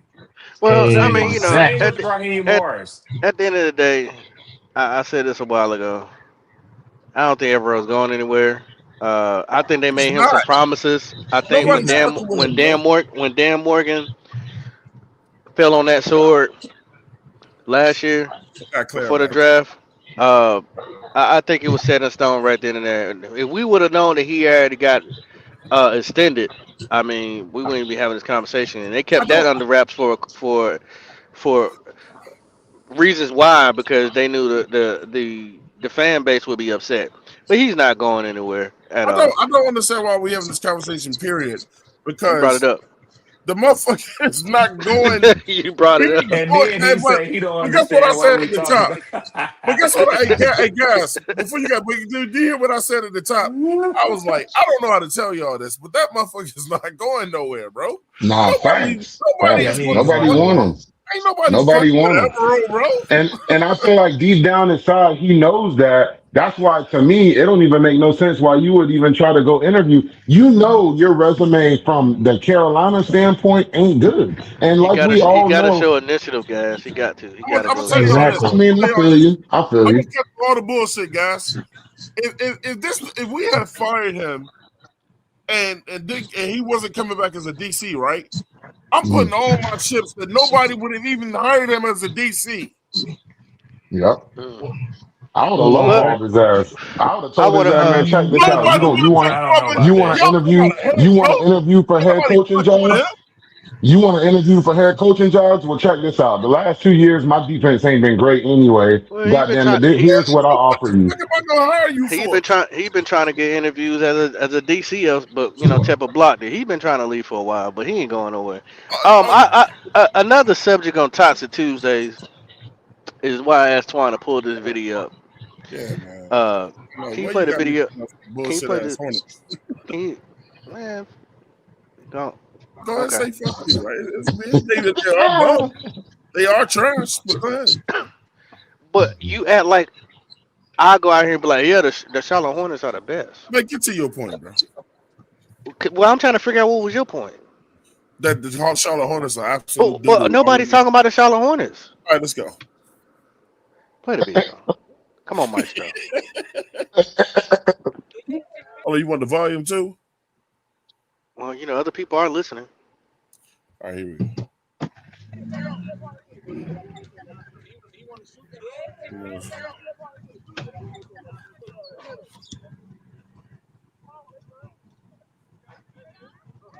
Now, right there. If y'all don't know who that is Jonathan Brooks. I call him Jonathan Brooks. JB.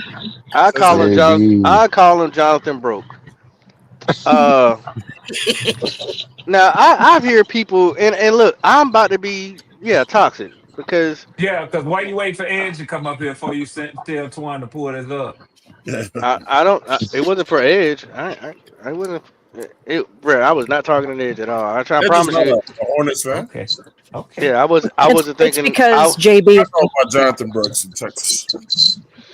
Look, Red. The last thing I don't have a college team like that anyway, and I wasn't thinking about the Texans and Edge at the Edge time. loves his Longhorns. Yeah, well, he could love them, but I weren't thinking that toxic. Red. See how far you go. My bad. Pop. But that's fine. But that's fine, Red. Crazy. People be killing XL for riding a horse, but he ain't got two torn ACL. Yeah, they be roasting his ass. They be roasting him. Why are you out there? Hold on. Why are you out there on that slick ass floor shooting a jump shot? Huh? You don't get paid to go out there and shoot. Matter of fact, only time you should be jumping really should be on a mattress or a trampoline. I thought that like that nigga out there in Gators. He said, Pop says he's supposed to be out there barefooted.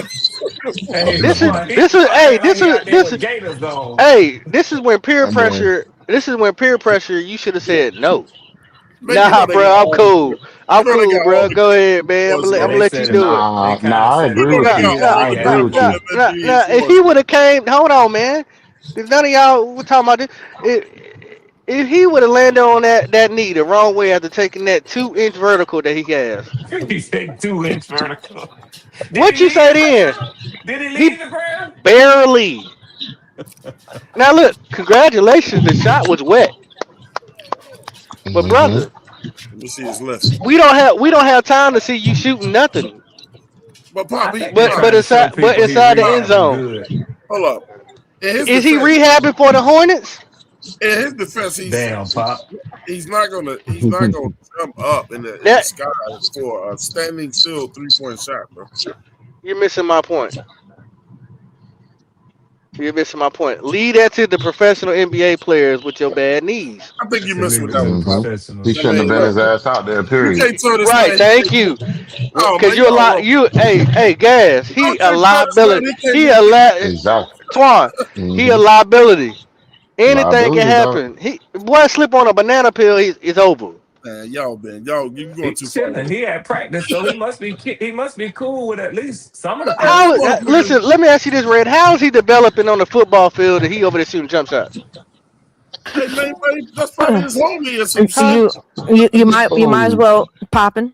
Then you might as well reserve that question for Bryce Young too, because guess what he does? Exactly. I was gonna say the exact same thing. I'm gonna let y'all say it first. Claire. When I see Bryce Young videos, I give it to him too. Because why are you jumping with bad ankles? I think it's more so the fact with Bryce, for me, if I'm being honest, when it comes to him, it's more of like, you are not like he's not progressing well. Thank you. You don't need to be practicing, and I get it. You said it. You said it. You said it when he said it when he was in Alabama and he was doing his podcast when he was at Alabama as part of his NIL shit, and he literally said, and I quote, that basketball will always be his first love. Well, that's cute. Yep. Well, this the thing is, you got Cankles, who's Bryce Young, and you got Dangles, who's barely holding on with whatever restricted ACL. Boy, stop doing this crazy stuff. It may be something to it with these quarterbacks. Maybe it is. Doesn't CJ have some Y'all sort trying of to say these motherfuckers pre-game can't ritual? do shit in their spare time, bro? No. They can't ride horses. They can't do online videos. They can't shoot no basketball. No. He's on a fucking NBA court, man. That shit ain't slippery. And tell that to Derrick Rose.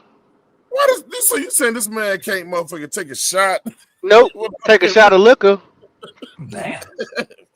Damn, bro, y'all hard. I don't want the man to have no life. Just wrap him in can't take a shot. Hey, listen, Red. What I've learned over these past 2 years.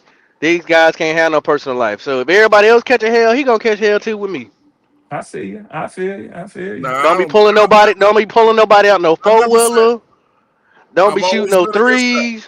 I've always been against that. Don't be playing at the YMCA basketball court. We caught you, Bryce. We caught you. These dudes got personal lives, man. Y'all gotta cut this shit out. No, they better play GTA 5. The only reason why I was getting on Bryce was because he was doing it. He was doing it in the middle of the season. In the middle of your football season, you were worrying about a pickup football.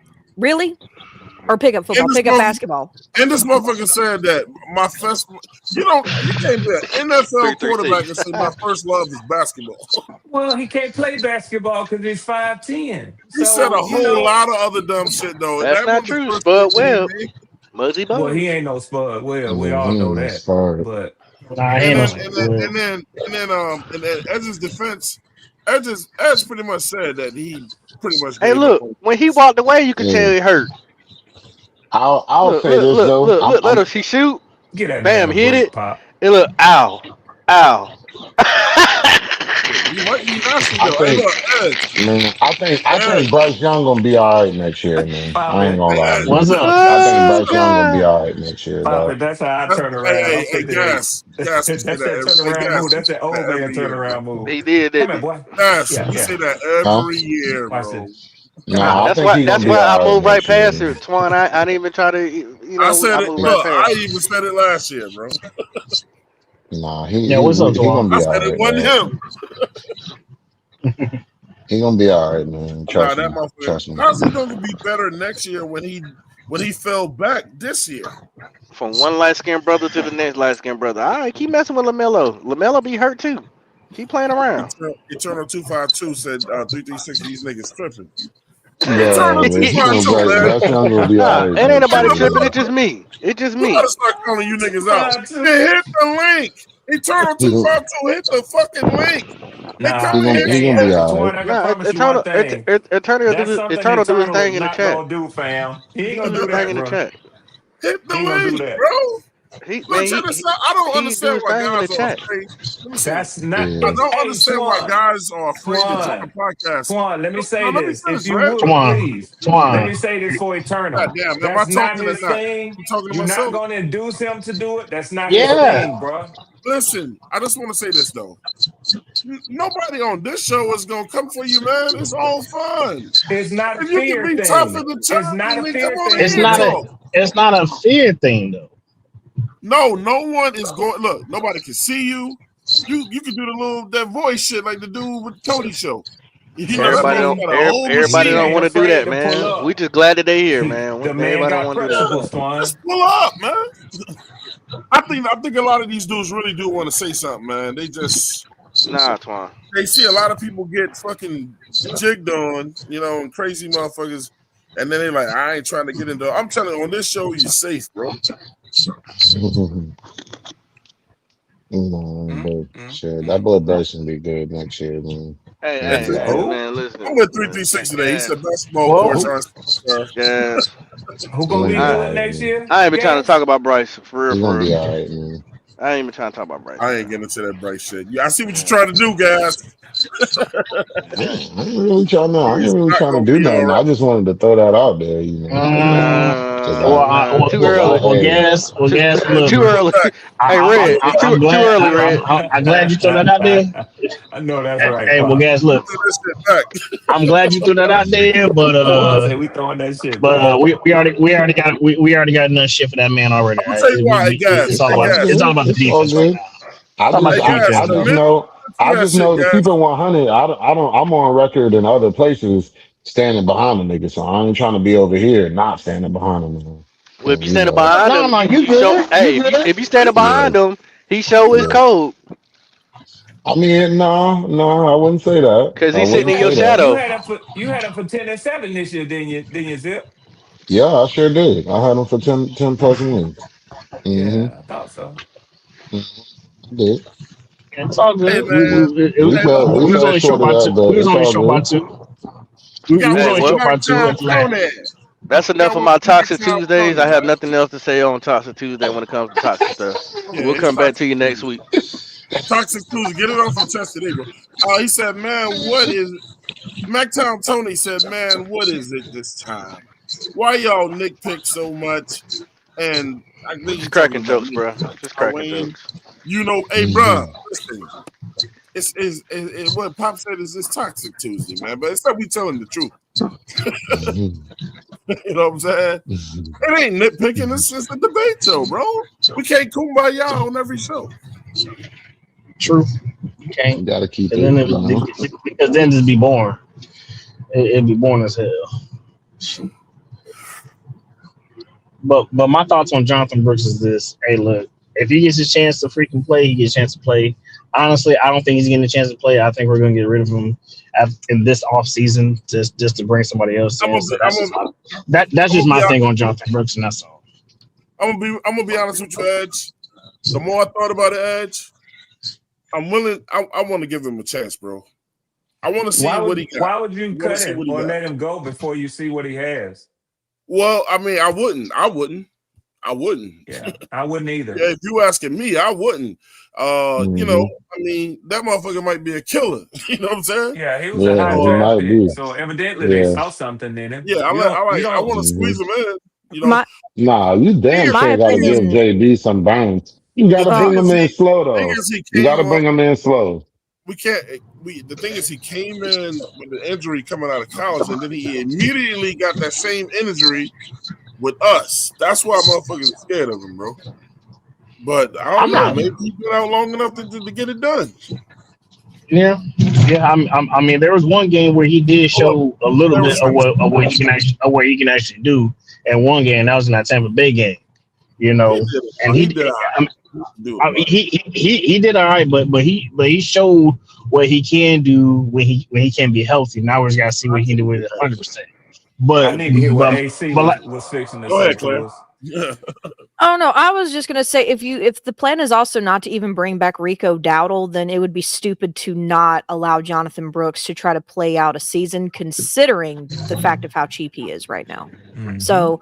True. You know, and there's a lot of people I've heard who are arguing that we should be focusing on getting like an actual premier running back. And I'm just, we cannot, and here, this is what's sad.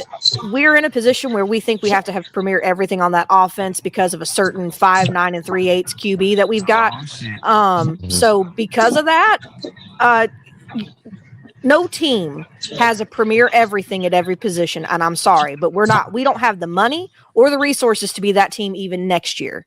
So if y'all are wanting us to go spend, because I've even heard people say we should go get the young man out of Notre Dame. No, he's gonna be going for it. He's gonna be going for it. I believe it or not, I've seen him fall, so I don't know, but still, he's back up there. Y'all need to stop. Right, y'all need to stop. So this stop wanting a premier everything at every position, because the one thing we would love to have a premier thing at that position we don't have. My thing is this with the running back thing, and I'll be done with it. It's stupid for you to want to keep getting premier running backs when Canales didn't use the two we had. Canales stopped running the ball, bro. He eventually put the ball in Bryce's hands, bro. Well, because the defense was shutting. Yeah, because the defense putting 8-9 on the box and telling Bryce Young, "Hey, this is your arm." So if you saw that Seattle game, so who had the pleasure of watching that Seattle and that Rams game, right? I did. I love that game was an instant classic. You know why? Because neither one of those teams, even though they were getting short yardage, ever stopped running the ball. No, you cannot throw the shit unless you set it up. Both teams never stopped running the ball. True, but also they got quarterbacks who are also confident enough to know when to freaking use their running backs and when not to use them. Nah, we're talking about running backs, Edge. Canales completely stopped using 2,000-yard backs because he wanted to put the ball in Bryce's arms too much, bro.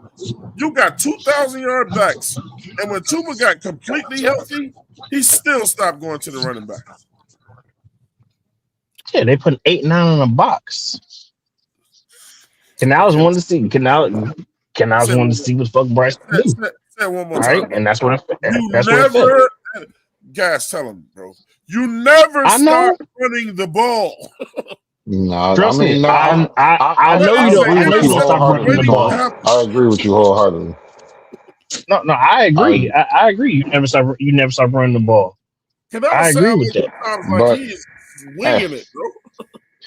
So that means one or two things. Either that means that Evero needs to get with his run game coordinator and figure out, hey, you need to freaking come up with some plays to open up the run game. Or, I mean, not Evero, fucking Canales. Fucking needs to get to his running backs coach and say, hey, you need to figure out how to fucking get some running plays to open up for me. Or he needs to fucking figure out how to what plays can help him open up the run game. So that means that fucking Canales need to freaking reinvent his damn fucking playbook.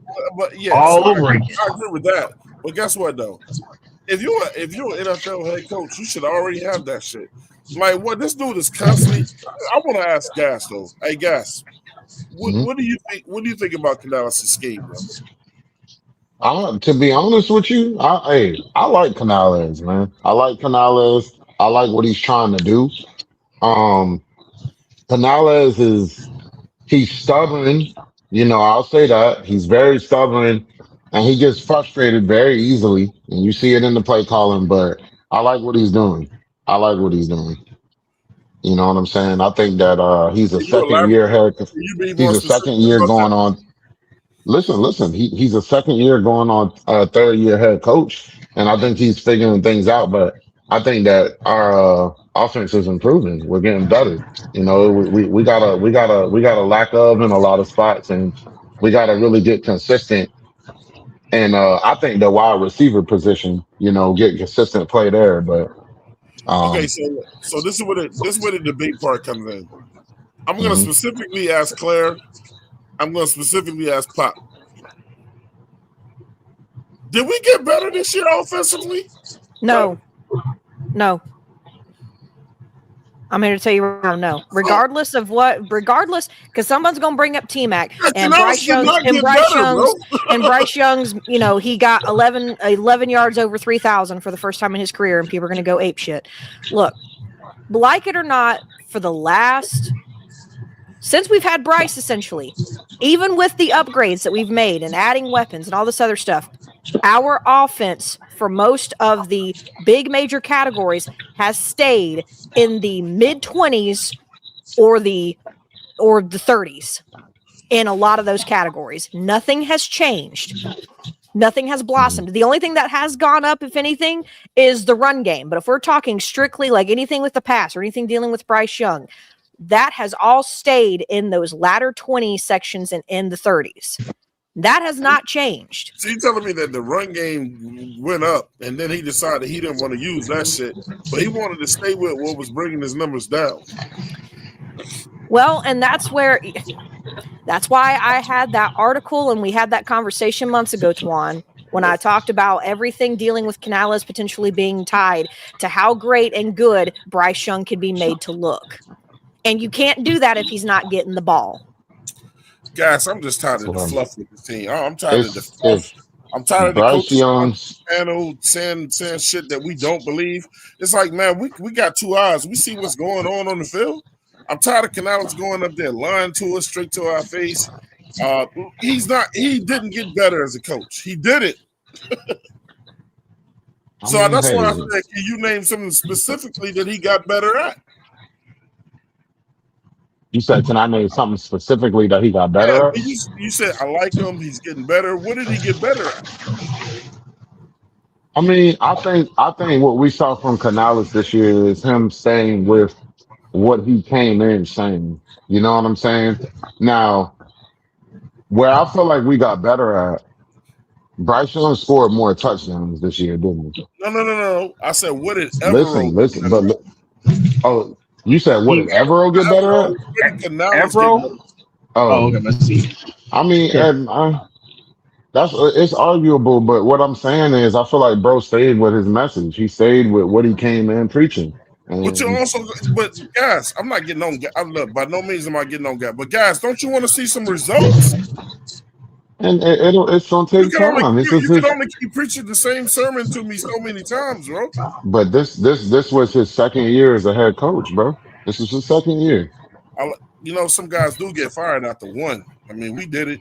I mean, that's true. That's true. But you gotta see the situation a little differently. You know what I'm saying? Because this Bryce Young is a Tepper guy. So in a situation like what we seen this year with Bryce Young, we sliding into the playoffs the way we did. You know, Bryce Young, his touchdowns going up, things looking a little better. You know what I'm saying? That's going to solidify his spot from a Tepper standpoint. Yep. He's going to be pushing all of these guys to continue to invest in Bryce Young the way he assembled this shit to be. So, I mean, I see it only getting better. Now, the reason why I'm standing the way I'm standing is I feel like coming into this year, our wide receiving core was from a Bryce standpoint. I feel like he expected it to be a little better. Now, Adam Thielen got traded. David Moore went down. Jalen Coker went down. You know what I'm saying? So it forced naturally Chet to be our number one receiver. You know what I'm saying? And then the struggles with Excel just really threw shit. You know what I'm saying? They just really threw fire on the offense. No. You know what I'm saying? But look, Coker wasn't wide receiver 2. That was Excel. He didn't make Excel better. He didn't call plays for Excel. And then, like quite frankly, like Pop says all the time, and I don't think Bryce and Excel are a good match. Oh, they're not. They're not. I'll say this. That's false. I think that's false when you say he didn't give Excel opportunities. I think he called a lot of plays for Excel. Excel didn't execute. Excel didn't execute a lot of them. Negative. Excel didn't execute a lot of them. Negative. I've seen too many times. I've seen too many times where Excel was wide open and Bryce Young did not throw it to him. You can look at the all 22 for proof of that. And I've argued this already. If I went to an Excel multiple times and he let me down, naturally as a quarterback, I'm not gonna go to you. If you look at going back to last year, that Philly game. Look at that. Y'all talk about this man arm. That man put that shit in Excel's hands. Put it in Excel's hands. No. We've seen flashes of it this year. We've seen flashes of it this year. Gas. The problem with that is y'all do not want to start about Bryce's problems, bro. What he gonna do? There's some false in that statement you said, sir. Okay. Well, let's talk about it. But no, because we're gonna have to talk about it. But I'm not gonna do it right now. Pop, before you go though, let me say something real quick, bro. Hey guys, bro, it's been a minute, man, since I heard from you, bro. Hey man, shout out to you though, bro. You know we always used to kick it, bro. You know what I'm saying? I don't know where you've been. Hope all is well with you and everything too, man. You know what I'm saying? Yeah, everything good. Everything good. Shout out to you. Shout out to you. Go ahead, Pop. No, y'all continue. I don't, listen. Man, I got your feelings, man. It is not about it ain't about feelings and none of that. I just I feel like I should save it for another day. Okay. That's what that man feels about Excel. He has every right to feel that way about Yeah, XL. I feel like because at the same time to keep it I 100 just with you guys. I just want you I just want you to keep it fair. That's all I'm gonna say. If you're gonna break down XL, you gotta keep it fair. You Because don't want us to break down Bryce, if you Oh, talking break it about down. well, I'm just saying if how many drops did T Mac have this year? A lot. And how Okay, many how more many were drops did XL touchdowns? have this year? Hey, hold on. No, What was your next question? how many drops did did XL have this year? He didn't listen. The thing is, he didn't No, have just as answer the many. question. No, it He ain't didn't got. have it. He didn't Well, have see, as I'm many with Claire drops. though. He's He got to didn't have have as the many drops as opportunity to No, He no, catch no, the didn't no, have as no. ball many too, drops bro. as T Mac. He didn't have as You know many what's drops as T Mac. You're right. so how many? I don't know the exact number. I know it was Oh, significantly less though. I know it was significantly it was less. very significantly less because Uh huh. XL only had 2 drops. He had significantly less targets as well. But Mm-hmm. what I'm Uh, getting at what what I'm getting so at what is that mean? What that mean also is before you judge XL, Mhm. you have to look at the quarterback because if you're only getting target 1 time a game, let's say this. I said this before. I'm not comparing T Mac and XL at all. I'm not. But I'm going off of opportunities in a game. If T Mac gets 140 targets and XL only gets 63, and XL only gets 1 target a game, but T Mac gets 10, it's not XL. I mean, yeah. I my And you my don't even my want me to go into Bryce Young's on target percentage when he throws because that's also Claire, that's a bullshit. whole nother bag. Yep, It's a whole nother hey, that's bag. that's also a very shitty But stat. So we for we keeping as I it a think Panther buck, he fans, struggled. I think he we struggled as this Panther year fans, there, we will but find a he target his and we will touchdown stay on still that. went up. His touchdown still went up. He still was We're able not. to.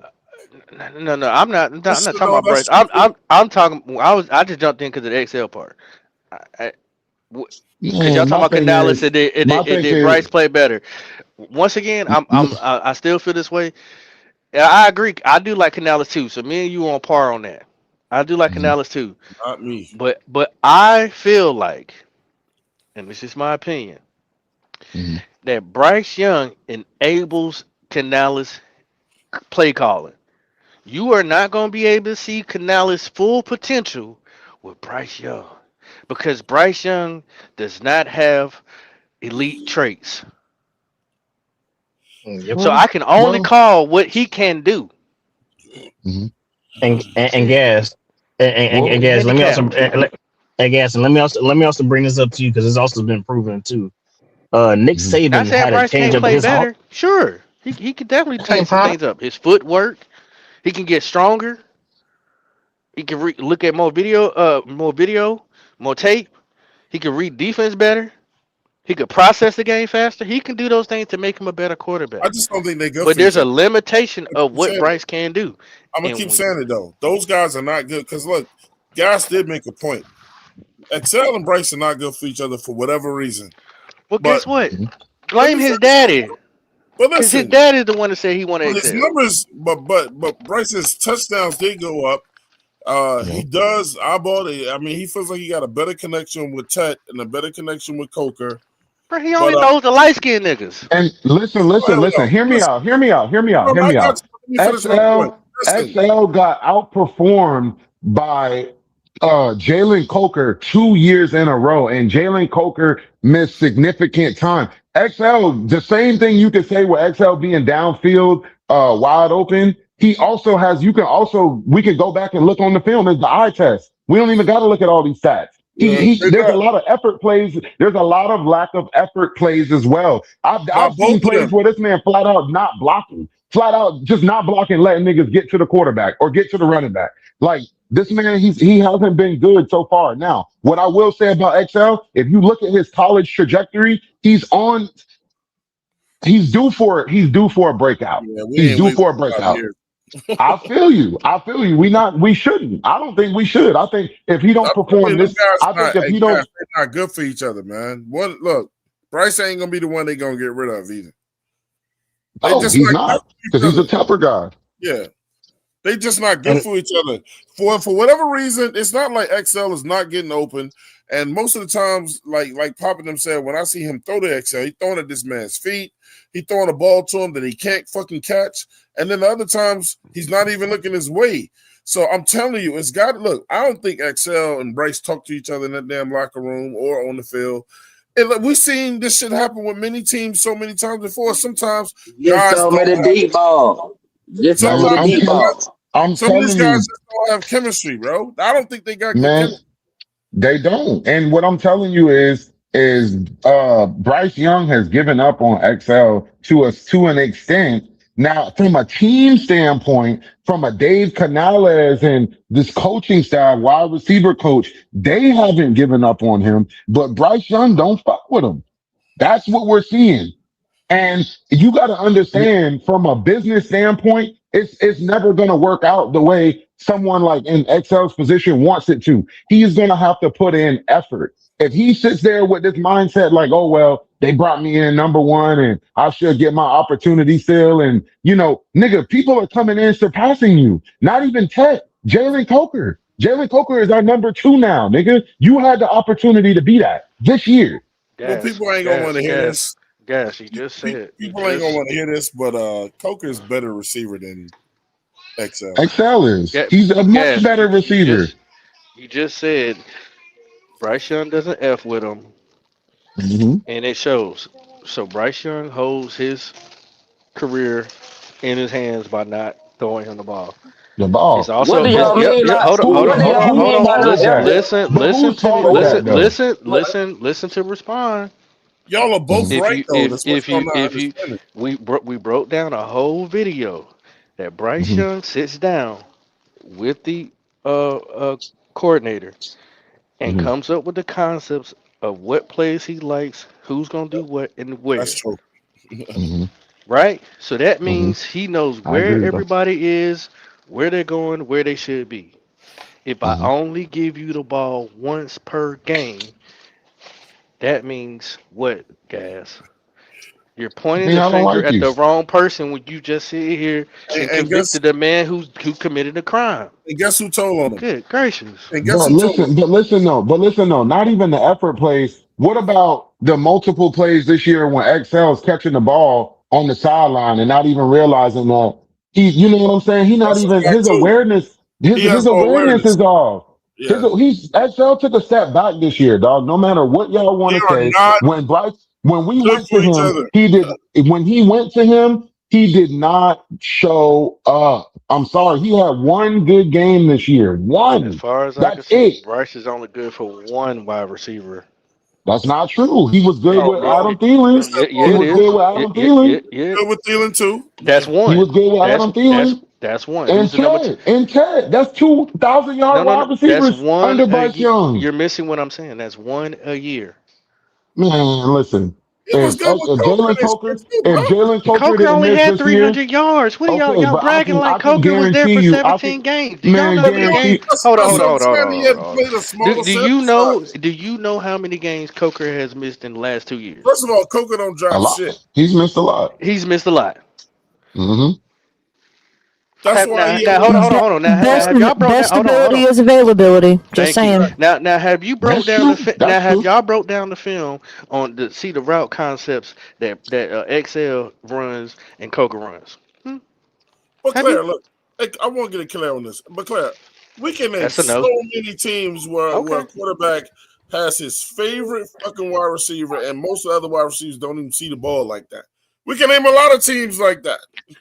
A lot. Look at Okay. But Puka Nacua but if and that's the case, then I guess what's the point of arguing whether XL should stay or not? Then if That's that's my whole knowledge. point. You know what I keep saying? They're not good for each other, man. They need to make. My point. we got him in the first round. I think you misinterpreted my point. My point ahead, is Ben. saying that if we all know that a lot of QBs have their one guy and they don't really share the ball in that sense, like I think we don't have a T. Higgins and a Jamar Chase. Got it.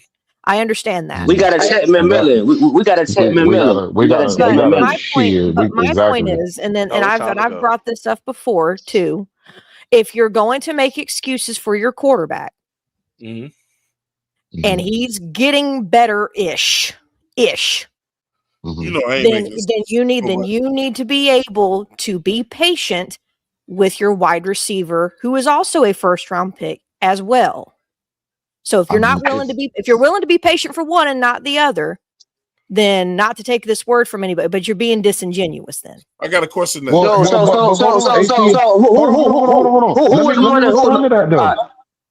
Let me respond to that though. Hold on, I got a question. I said that first. Listen, Claire, I think what Claire said is true.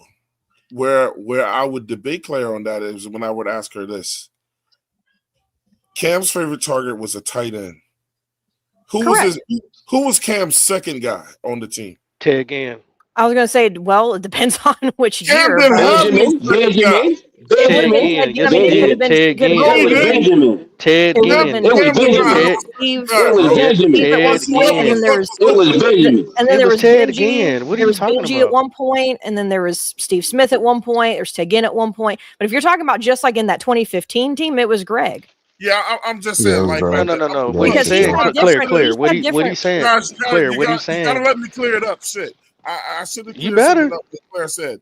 I'm talking about life after Steve Smith. So yeah. Ted Ginn was his number 2, even when Greg Olsen was there. By the numbers he was, but damn, bro, he just ain't that the point? Ain't that the point? But I can show you the other receivers was close to what Ted Ginn did. Okay. Did Ted Ginn get out 1,000 yards? Hold on. Did Ted Ginn get 1,000 yards that year? Who? Ted Ginn. G. That was his deep threat.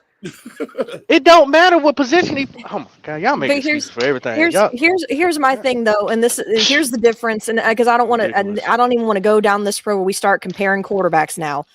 Like it or not, we're talking about receivers. No, I know, but I think y'all talking about quarterback because y'all are okay with a quarterback not giving his receivers the ball, especially when ones are not available. So he gets 300 yards. He gets 300 yards. By that definition, it sounds like we're saying that what we need to do now in this draft is go get Kenyon Sadiq and go get him a premier tight end. Is that what I'm gathering now? No. What you're saying, Claire, is exactly what I'm saying. We're saying the same thing. They're just not admitting it. If the problem is okay, so if you get another wide receiver in, right, and Bryce don't F with him, guess what? Get rid of him too, right? Nah, they'll come on, no. That's what y'all. But the thing is, what I'm trying to tell you guys is, what I'm trying to tell you guys is the reason why Bryce don't mess with him is self-inflicted by XL. XL is giving up on plays. He's taking plays off. XL is giving up on plays. Show me proof where he he's not giving up. To speak back to what AC said, he's not giving up on any other receiver. Everybody else, he look at the connection he had with Bryson Tremaine when Bryson Tremaine went out there. In no role, or does he have the clout to sit here and give up on any wide receiver? Guys, listen. He made the Bryson Tremaine on the team. Like what did he do? He made a couple plays. We're basing this on a couple plays. Oh my goodness! No, I'm not basing it on a couple plays. I'm basing it on the fact that the other guys that he went to, there was actually some sort of connection there. That's continuity we can bring back next year. I'm continuity we can bring back next year. I'm leaning Gas's way, man. Look, man. Come on, man. Y'all gotta see it. I say it again. Look, y'all can keep ignoring it when I keep saying it, but Bryce and X. Look, if it's not working, then we can't make them force the shit. Then one of them got to go, and it ain't gonna be Bryce. Okay, well then go play swapsies. Then go play swapsies. Then let's do the Carolina thing. Go play swapsies with Buffalo. Get Keon Coleman here and send XL to Buffalo. You're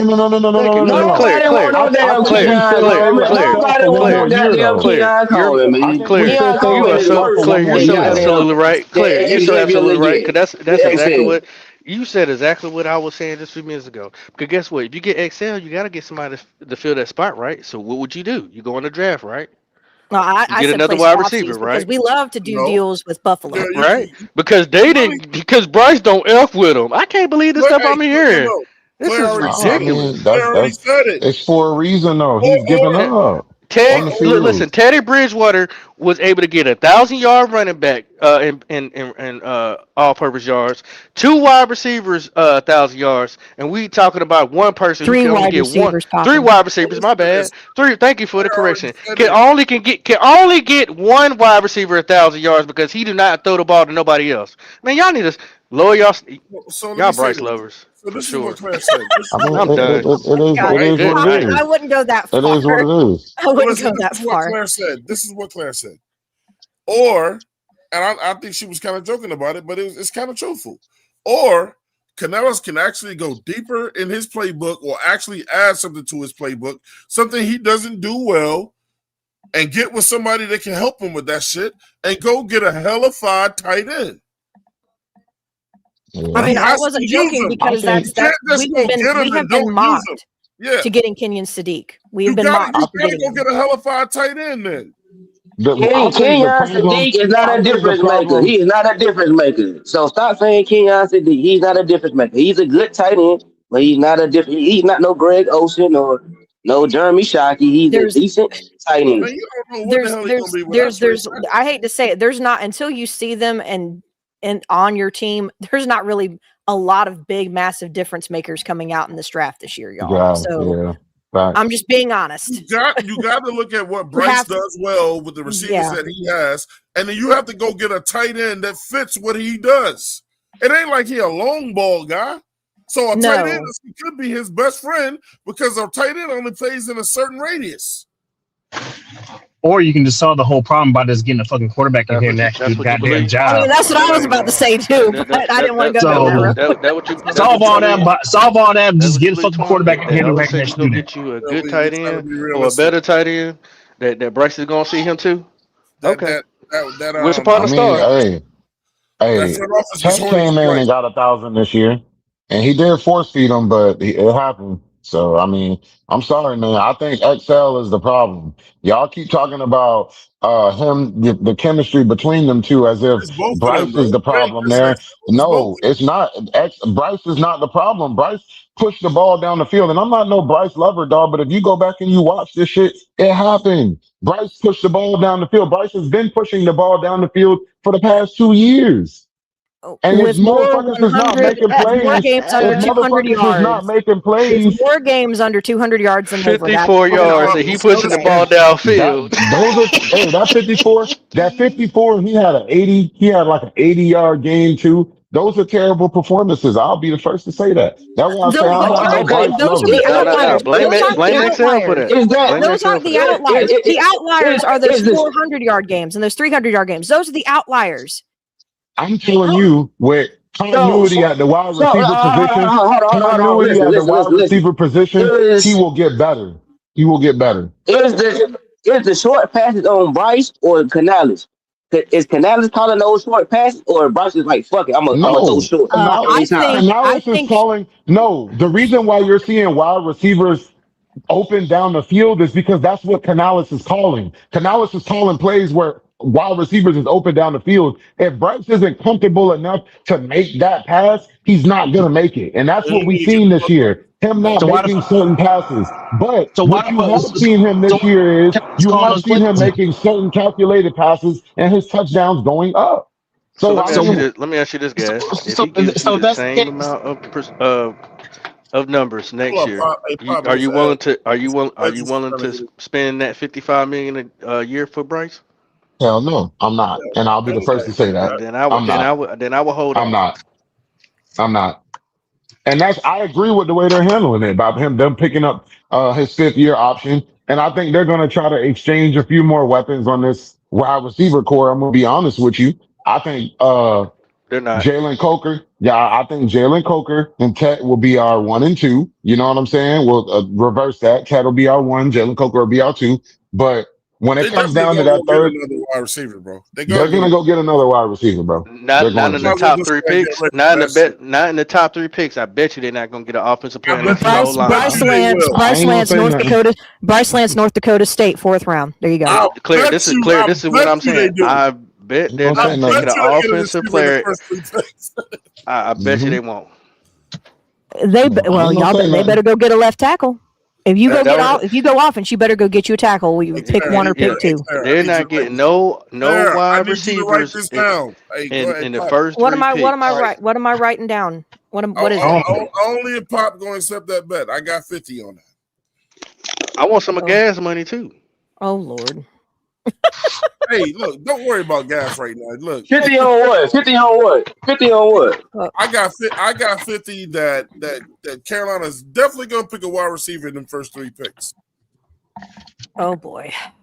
Oh shit. Damn. Gas, you want some of that? I'm asking you, nigga. Do you want some of it? I'm trying to double my money up, so you just stay right there. All right, Pop, go ahead with all that. I'm betting you first. And Is it then a I'll wide ask that. wide receiver or offense? Just wide receiver? Wide receiver. Okay. If I'm telling you, Pop, Gas, do you want some? That hey, means I'm taking your money and his. see, Why you? I'm calling Pop's, but yes or no, man. Or I'll just be done with it. Twan, Yes or no. if I just said I'm taking you and his money, what No, that bro. mean? If guys don't want to bet, I'm still betting you. Okay, yeah, we'll take it. Oh, you got that? Well, I'm writing my own shit down. Yep, I'm right. I've already got it written out. 50. That we take a wide receiver, and we ain't got to wait long because that damn draft is what? 3 months away? Yep. Yep. Now, Gas, now I'm asking you, Gas. You want to take that? This Negro. Hold up, man. I know your mic working. Wait, hold Gas up. done got choked up. They got quiet. Exhale, my guy. Gas. Hey, Yo. Somebody got you? Yo, can y'all hear me? Yeah, we get you now, bro. Oh, okay, my bad. I didn't hear everything, is what I was saying. I kept saying that. You want in on that bet? What was the bet again? I didn't hear it. That Carolina will pick a wide receiver in the first 3 picks. See, I ain't gonna lie, I'm conflicted with that, man. Let me say it correctly. Within those 3 picks. Well, I'm conflicted with that though. I'm conflicted with that because I think there's multiple ways for us to do that.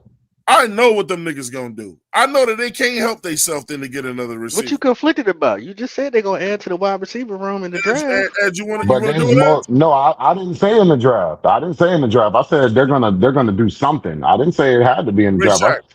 I'm saying there's multiple ways we can do that. I'm trying to double my money. Ray Shack, Edge, y'all want in on that? Don't get quiet now, man. Yeah. Anybody else want something on that? Yeah. Nope. I don't really want to do that. I don't really want to do that. Y'all know they're gonna do that shit. No, it's not really the fact want to do that. It's not the fact that they're gonna do it. I know they're not. Any other takers? We could though, because they might fuck around and Ain't go no and get. could. If y'all see them, there's a couple drafts. There's a couple drafts that got us picking mock drafts that got us picking McCollum in the first round. I'm gonna just say that. Oh God, help us all.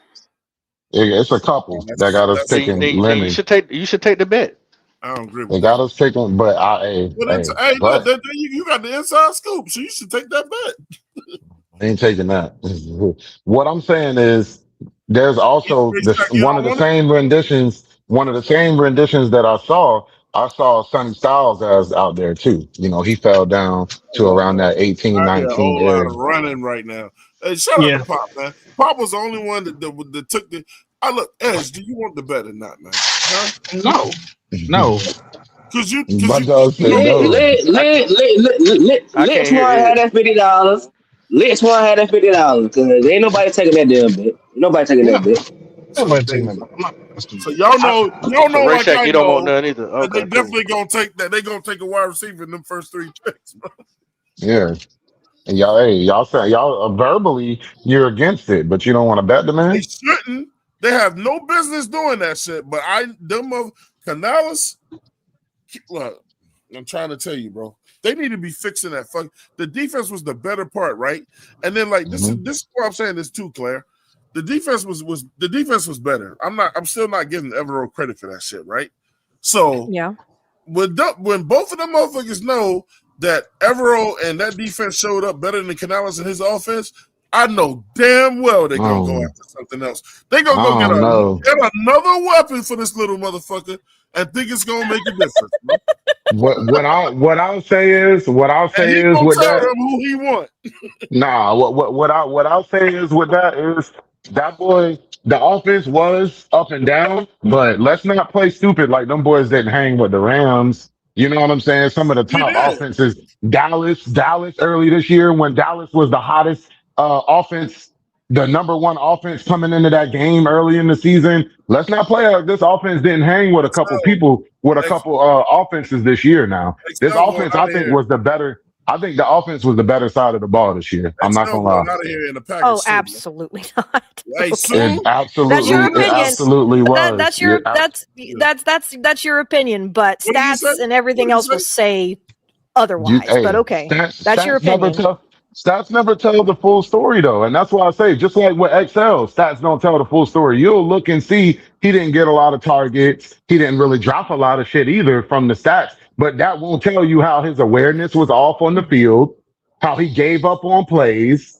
You know what I'm saying? That's what I'm saying. You can't rely 100% on stats. He said our offense was better than our defense. That's what he said. Since you're asking, yeah, I believe so. That's your opinion, and you're entitled to it. They hung with some of the top offenses in the league this year. They sure did. Back and forth. The defense outside of the Bills game. Outside of the Bills game, the New England Patriots game, and there was one game where somebody put 30 up on us. They held teams to under, huh? Yes, the defense was ranked 15th, and Canales' offense fell back to 26 or 27 or some shit like that. It was 28, I believe. It was 28th. Yeah, bro. We played tough, close games. Do you know we won almost 5 of our games this year by Fitzgerald off his foot? Yeah, that's true. That's but how the we offense, win. how many late touchdowns did the offense put up this year as well, though? You know what? I mean, we're being real. You know what? I want to commend you. I want to commend you for saying offense, because I can't tell you how many. I can't tell you how many people say how many points just Bryce put up.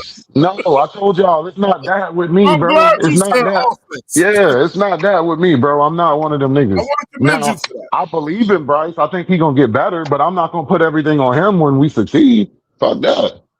The real Sunshine said 26 or worse offense 3 straight years. So when is he going? If we saying when is XL gonna get his shit together? When is Bryce gonna get his shit together? When is Canales gonna get his shit together? It's not a Bryce. It's not. Yeah. Canales. Yeah. You said it. Yeah. You said it. Yeah.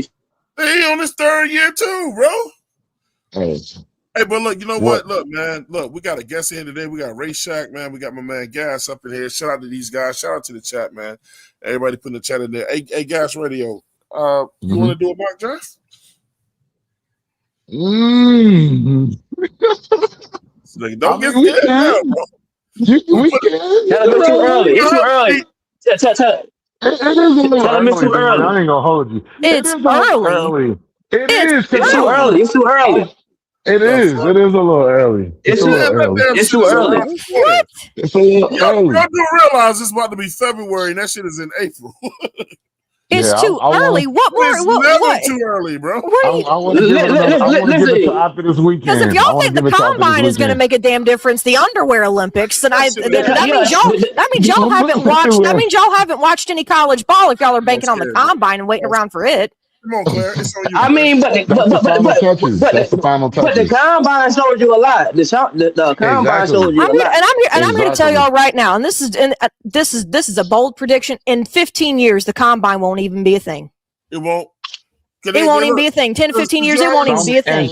In some way, shape, or form, they're gonna have to maybe the combine the way we do it traditionally. In some way, shape, or form, eventually it's going to become to just. They're going to end up doing just pro days eventually, y'all. Not pro days, but pro days. Yeah, that's all it's going to be. Like I'm telling y'all, in 10 to 15 years, the combine is not going to be as big of a thing as it is now. I don't 100% agree with that because we've seen a big variations in people's. Man, listen, we've seen a big variation in players' times with 40 times. These players the more you commit, bits made every year, bro. I was gonna say, I'm gonna hurt myself. I'm gonna do. Well, it's not even that. It's also the more entitled these players become, and they need to get paid the NIL money. I'm for them getting paid. Okay, it's also created a level of entitlement. And it'll get eventually to where a lot of these people, because a lot of people, when they watch the combine, who does everybody want to see? They want to see the biggest names. Those names are the people who end up not participating anyway. So it's like, I'm just saying, like in me 15 years, it's not going to happen. It ain't never going to totally go away because guys that are still trying to make a team. Well, that's true, Twan, but it won't be as televised then because people aren't going to care to look at it. Yeah, it just won't be the big names, though. Yes. Yeah, because people watch the combine to see these big names, but now less and less of those big names are participating. These motherfuckers already getting paid in college. You think they're going to come into the league? Man, I ain't got nothing to prove. And look, they're going to talk themselves right out of a spot, too, bro. That's why I said, just give it time. Eventually, the combine is not going to be what it is, or it's going to just completely go away, and these guys will just do pro days. Man. I would guess you can watch me, man. See how it's done, bro. I'm going first. I'm trying to What's on before he goes? Let me ask Gas this. Hey, Gas, let me ask you something. Yeah. Why do you think Bryce Young did not participate in the combine? Because to be 100% with you, I feel like he already knew he was getting drafted number 1 overall by the Carolina. But here's the thing though, if he would have participated, do you think he would have competed with the likes of a Anthony Richardson, a CJ Stroud, guys who actually participated in the combine? Man, do you think he would outbeat them? To be 100% with you, I think he would have did a little something. He would have competed with him. I don't think he would have surpassed, but he would have been up there. He would have been up there. He would have gravitated some attention. Okay, cool. So without the media's help and everything like that, and him basically being the media darling and saying that he was going to be the consistent overall number 1 overall pick, if he would have competed and everything, how much you want to bet Bryce Young would have fell out of the top 15 if he would have competed? Well, that's something I don't think so. I don't think so. The thing, I don't think so. So you're saying he still would have outbeaten CJ Stroud, who's outplayed him over the last few years. He don't know the answer to that question because it didn't happen. Here's what I'll say. Every year in practice, prior to us going into the regular season, what has our head coaches said about him? Oh, he's looked good. He's looked promising. And which games has proven that he's been? Which game has been proven that? But listen. That's true. That's true on your opinion. But what I'll say is, if without the pressure, he performs well, man. Without the pressure, he performs well. When it's game times is what we're grading him off of. So you're saying that the pressure was too much for him in the combine for him not to compete? No, I'm saying that I feel like he would have performed well in the combine, given that there's no game time pressure. He would have did okay. Okay, so if he would have competed, you saying he still would have been drafted number 1 overall? I mean, we know he would have. Are we 100% sure about that with the talent that he has? But no. I'm not saying that based off of his performance that would have solidified him. I'm saying we already know that Tepper told him he was getting drafted. But I'm saying based off his performance. Okay, to answer your question, based off his performance, I think that would have took him out of the number 1 pick.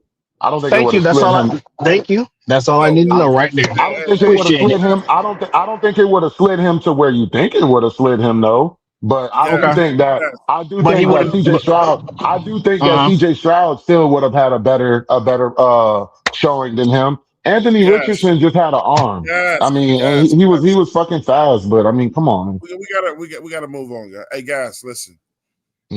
As just said it, the dude was the media darling. Anybody that's ever been considered a media darling has never, in the last 15 years, participated in that damn combine. We will never know. He was never going to participate in that shit.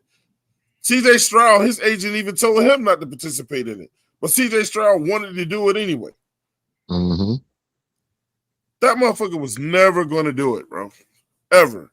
Just like last year, who was the number one guy last year? Your boy coming out of Colorado. Shador. No. Look. Shador should have been in the shit because we saw what happened with him. But I'm talking about his teammate. His teammate didn't participate either. Somebody lied to Shador and told him he was going to get drafted higher than he would. So that's on him. I bet you wish he had participated in that shit now. But when you're the media darling, there's no need for you to go in that combine because they're going to pick you anyway. If a damn owner says, I'm going to pick you, exactly. But you still got to do that damn pro day. And if he would have bombed the pro day, bomb the pro day when I already know all the plays. See, the thing that can catch you up in that combine is that they tell you what to throw, and they go, "Oh, we're gonna do this drill or whatever." You know what I'm saying? And the thing is, you're not necessarily gonna be throwing to a dude that you work out with all the time. Remember when Teddy Bridgewater bombed the combine? Like I say, I feel like Bryce performs well in situations like those when it's no pressure. He just got to throw the ball under pressure. That's why the combine pressure was too much for him. Got it. Cool. Yeah. I'm not saying the combine pressure was too much for him. And that in that situation, I feel like Buddy just knew. Like, why? I don't even got to do this. Why am I going to do this? Yeah, he's not a competitor, bro. That's the other thing. Exactly. But Edge, you ain't gonna do it either, Edge, if they tell you not to. No, I'm a fucking competitor. I'm gonna compete. I don't give a fuck. I'm still gonna compete. Yes, the fuck I am. Yeah, the fuck I am. I'm gonna compete. If they say, bro, you know what kind of money you gonna get in them endorsements, and they say, I'm definitely gonna take you at number one at this position or whatever. If that team says you're not going to participate in that combine, then you're not. Oh shit. I'm a competitor. When it count. I'm a competitor. I'm a competitor through and through, though. You ain't gonna be doing that shit. Yeah, if they tell you, if your agent and that team says you ain't doing it, your ass gonna be over there with a book bag on your back. No. Well, you know what? Go out there, fuck your career up, and then clip on some shit, and then watch it all go away. Or I can not compete in the combine, still fuck up my career by having a poor performance, and then I still be having a clipboard for the next season. But look, I just told you something that you ain't getting around. If that team says we're taking you at number one, and you're not participating in this damn Pro Bowl, you ain't doing it. There's nothing you can do to get out. No, I thought so. They're gonna shut that shit down. They're gonna be like, Edge will not be competing. Yep. They're gonna tell you that. And if I have a horrible pro day, then what? Even though I know everything that's gonna happen, I still have a bad pro day. You're just not doing it. You're not doing it. They still gonna take it. And this is why teams be cycling through fucking quarterbacks and other players at free positions every goddamn fucking year. Hey Claire,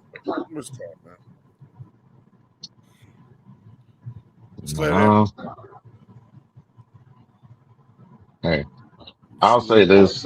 I feel like the Buddy went into this year thinking that he was going to have, a little bit more continuity at the wide receiver position, but he just had to rely on Chet. And I think next year things will get better. I'm waiting for Claire to get back. I'm waiting for Claire to get back so we can start this mock, people out. Shout out to Anthony Powell. He said Twan speaking facts. Shout out to Brad. He said when the opposing team brought pressure against Bryce, we lost 4 out of the last 5 games, including the playoffs. Yeah, Everett fucked the game up for us. So Bryce played pretty good in that game. Yeah, he did. Our franchise QBs are cocky about their arm talent. Yep. And he said Bryce is insecure about his arm. We all know that. I don't think Bryce is insecure about his arm. I think he just don't trust the whole wide receiving core. He knows his limits, though. I mean, honestly, I feel like Buddy made a couple plays this year that I wasn't really expecting. You know what I'm saying? It's the coach. It's the coach. It's the coach. He said he would start calling more deep. He said I would start calling more deep plays when Bryce can connect on them. But it's not all Bryce. You gotta, the receivers gotta run the routes too, and the defense gotta bleed. The defense gotta be in a certain play, but you can throw the deep ball. You just can't throw the deep ball every time. Like, you know what I'm saying? And Excel. When Excel came out the draft, he said, "What? I love the deep ball. I love the deep ball." So you got to give Excel the deep ball at least 4 times a game. At least 4 times a game. Yeah, I don't think they're at this point got any more confidence in Excel. I think Excel's at a point now to where he got to take what he can get and he got to shine with that in order for him to expand his role. He really is in that situation at this point. If you want to stay, yeah, he is. So them focus plays, them mental mistakes he's been making, it's gonna make it easy for Bryce to, I don't like this guy. Get him the fuck out of here. Yeah, he's not catching the ball. Yep. Get him out. Yep. Yeah, but here's also another thing. If Tech goes down, then what the fuck Bryce gonna do? He's gonna have to rely on somebody else. I can't wait for him to fall in love with another wide receiver, and him and his daddy get up there and say, "Yeah, y'all should get this," and they get him. Knock on wood, Edge. Knock on wood. No, don't say that bullshit now. Edge, knock on wood now. Knock on wood. I'm not knocking on wood. I'm not knocking on wood because it's the fucking truth. It's the fucking truth. If Tech goes down, who is he gonna elevate? Poker. Whoever this next receiver is that they about to get in this draft. And in his next receiver. And who has he elevated since he's been here? No one. Poker. Tech. Sure, he's elevated them guys. Please let me light skin so we can see some more offense. And you can say to some degree Adam Thielen. You know what I'm saying? How the hell did he elevate Adam Thielen? Explain that. I gotta hear this. Adam Thielen, I'm not saying he made Adam Thielen who he was, but Adam Thielen was a producer when he was over here. Who was his quarterback? But Adam Thielen was also a producer at Minnesota. That's because he only goes to one wide receiver. But he came over here and continued to produce. But he came over here and continued to produce. Is what I'm saying. He only goes to one main target. It don't matter. It don't matter. Last year when Adam Thielen was here and XL was the second guy, like we can make the same. I can make the same argument that I made this year that Jalen Coker going down was detrimental because Jalen Coker outplayed fucking XL when he was on the field. If we're being real. Oh boy, XL ain't really helping. He ain't really. What is he doing? What is he doing to help this shit? Y'all want to talk about his lack of y'all talk about that Philly? Y'all talk about that Philly game? Talk about that big drop, but y'all forgot XL is the one that got you down the field in the first place. He saved that third and long. Ding ding ding ding ding ding ding. To get down the field. But y'all excuse all that. Just hate the man. We need you to make that play too. We need you to make that play too. Yeah, be perfect because everybody else perfect. I got you. I mean, does that play not win us the game? Man, scratch that. Does that play not win us the game, bro? Does that play not win us the game? Everybody got room to blame, but y'all targeting one person. Bro, what you talking about, bro? If we everybody didn't, got room to blame. So that's the case. Y'all targeting one person. No, it was him who had the ball in his hand. It's easy to play God. So that's the bro. So that's the case. Hey, so if that's the case, why aren't you not getting on Ted? Why are you not getting on Ted for dropping touchdown passes? Because he dropped about 4 or 5 of them. He did. He dropped a good bit this year. And I said that, but Ted still gave you 1,000 yards this year. Rookie year, 1,000. Then off the rip. Yeah, he got Here forced you the go. ball It don't 140, matter. 40, It don't matter. 140 because he had It passes. don't 100. matter. It happens. Yeah, because he had over Listen, 100 something targets. the reason why they force fed Tet is because that first touchdown that he dropped, what did he do? That motherfucker threw his hand up in the air and said, "God damn it, that's on me. I'm gonna catch the next one." He took accountability and he ain't taking no motherfucking plays off. So you keep going back to that. When you got a nigga like XL who taking plays off, he around here in the media doing all this bullshit. He ain't taking football serious. Y'all niggas don't see this shit, bro. Come on, man. Y'all I arguing. What are think, you arguing? So man, I why you believe, not getting on yeah. Jonathan Brooks not taking it serious? Why you out there shooting? Okay, I agree with you. I agreed with you Man, hey, when go you ahead, said Pop. that. Pop in I petty. agreed with you. I Pop agreed in with you when petty. you said that. Pop in I petty. agreed with you. That man can go shoot some jumpers if he want to. Nah, fuck that. He need to sit his ass down. He don't need to be doing none of that till he have a good season. See, Let him have a good season and So, you go do some shit like that. I proved Man, my I y'all point, agree know. with Twan. you. I proved my point, Twan. so, I I proved agree my with you. point. so what you're also saying is that Bryce Young need to be doing the same thing, not worry about his jump ball and not worry about passing the Yeah, ball, freaking I on the agree with court, that. and worry about more about But at the football. same time, Bryce showed us improvement this year, man. Bryce showed us that. He got better. He So he got showed better. his improvement by staying in the low 20s to mid That's great. to 30s He didn't get in better. He just My He son's was off training major camp category. too. was he not He's lower than gotten that the better. previous season? Was he not lower than that the previous season? Yeah, yeah. he got And Okay, guess possession. what? And guess what? okay. He's So still staying the same when exact you're in a spot. lower position, and then you get a little bit better, whether it's a little bit or a large amount, did you not get better? He got I'm just asking.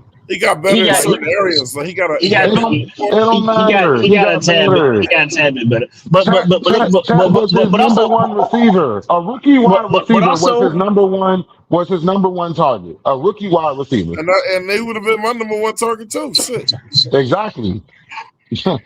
I'm just saying, man. I didn't Like, bring that motherfucker in for nothing and but there, shit. but there's been times where Ted's been shut down and he has a whole bunch of other guys to go to and he hasn't gone to them.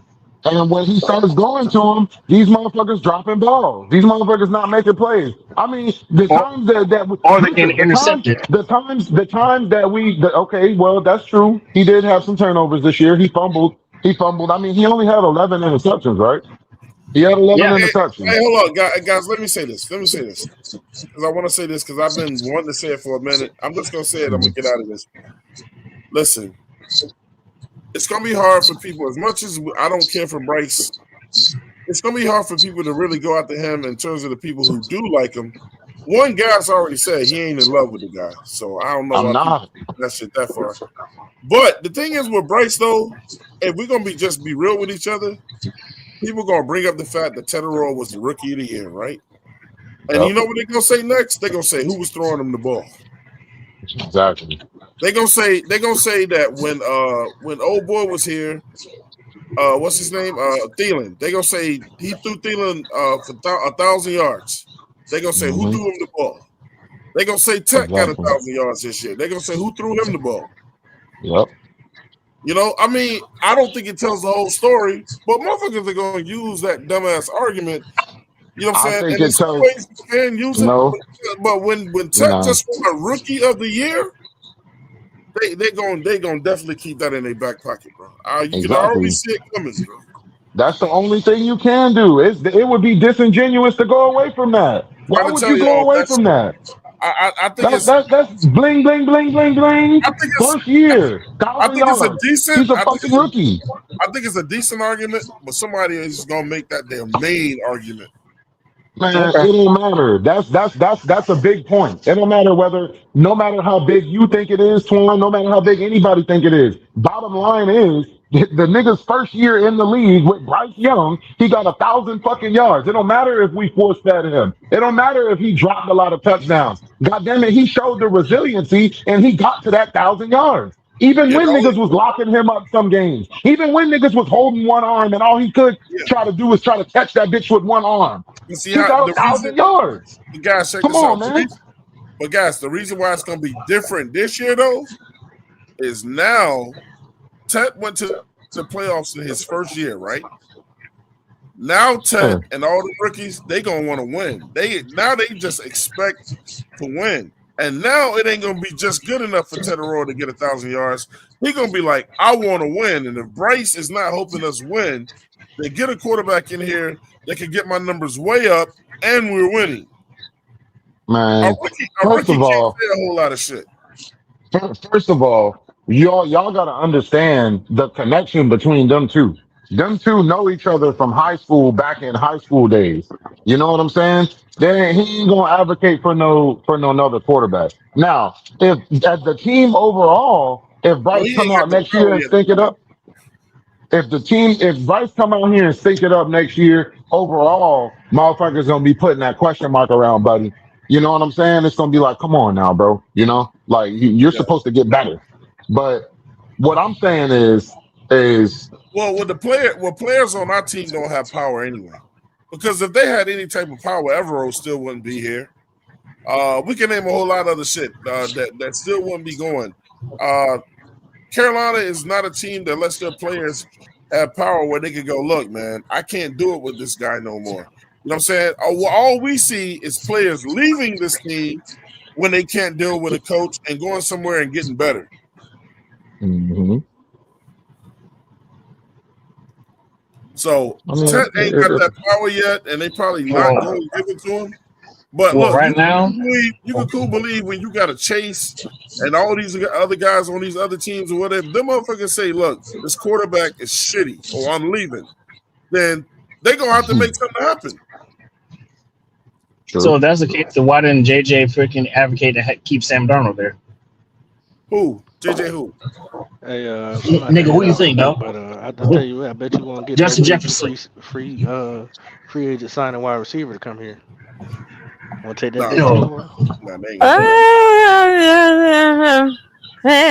Don't say that.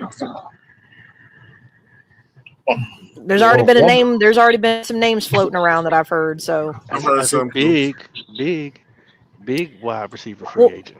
Well, here's the thing. There's also not really a fair amount of big wide receiver free agents right now either, which is also why that also means that the price for those free agents, even the ones that aren't big, are going to be ridiculously expensive. So just be prepared for that.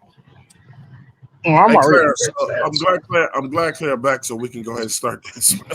I was calling for you. I didn't see your note. Oh, you're good. No, I had a phone call that I had to take real quick. I didn't know it was going to take that long, but I had to take a phone call. Pop. All right, yeah. All right, enjoy your night, bro. Enjoy your night. Yep. I'll let y'all. All right, so look, I'm gonna start here, man. Let's see who left already. Yeah, I'm still in here. All right, so make sure they ain't taking my guy.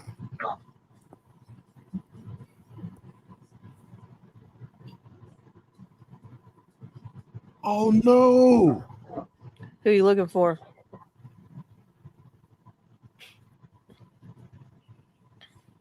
Who are you looking for? Hold on. Oh, I'm looking at the wrong position. Shit. I'm not gonna lie, that's extremely early to be taking. That is a motherfucker. I'm kind of shocked that they've got Cassius Howell going that early. That's kind of shocking. Woo, bro, I was about to be mad as hell, bro. CJ Allen. Yeah, but I'm not fucking with CJ Allen. Tell him I know. Anthony Hill. Anthony Hill, baby. That boy nice. I ain't got to tell Anthony Hill is nice. Anthony Hill nice. That boy nasty as hell, though. To me, though, Twan, I'm not. I know it's bad to just harp on the intangibles. Though you have to admit, him being 6'3" and over 250. I mean, you can't, man. And I still think he's still a little raw. Like he still can learn. No, he can learn. He can learn. He can learn. Bro. Woo! So look, man. Hopefully my shit will stay together. Like somebody fucked my shit up last time by letting one of my guys go too damn early, Claire. I'm gonna do this quick, Man, if we did want a safety, that kid out of Toledo is also nice. I know you're not looking at him, but Emmanuel McNeil Warren. Oh yeah, I did nice. But I'm not gonna lie, there's a lot of safeties and corners that come out of Toledo that are nice. The nastiest safety out there to me, man, is old boy with Oregon. Oh, fuck. Yeah. I forgot his name. Oh. Yeah. Yeah. Not, that guy. hold on. I've taken him in a draft. Hold on, let me find my mocks. Nah, I got my shit up too, bro.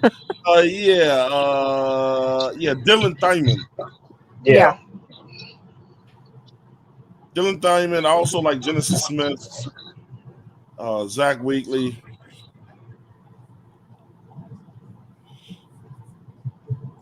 All right, Claire. So listen.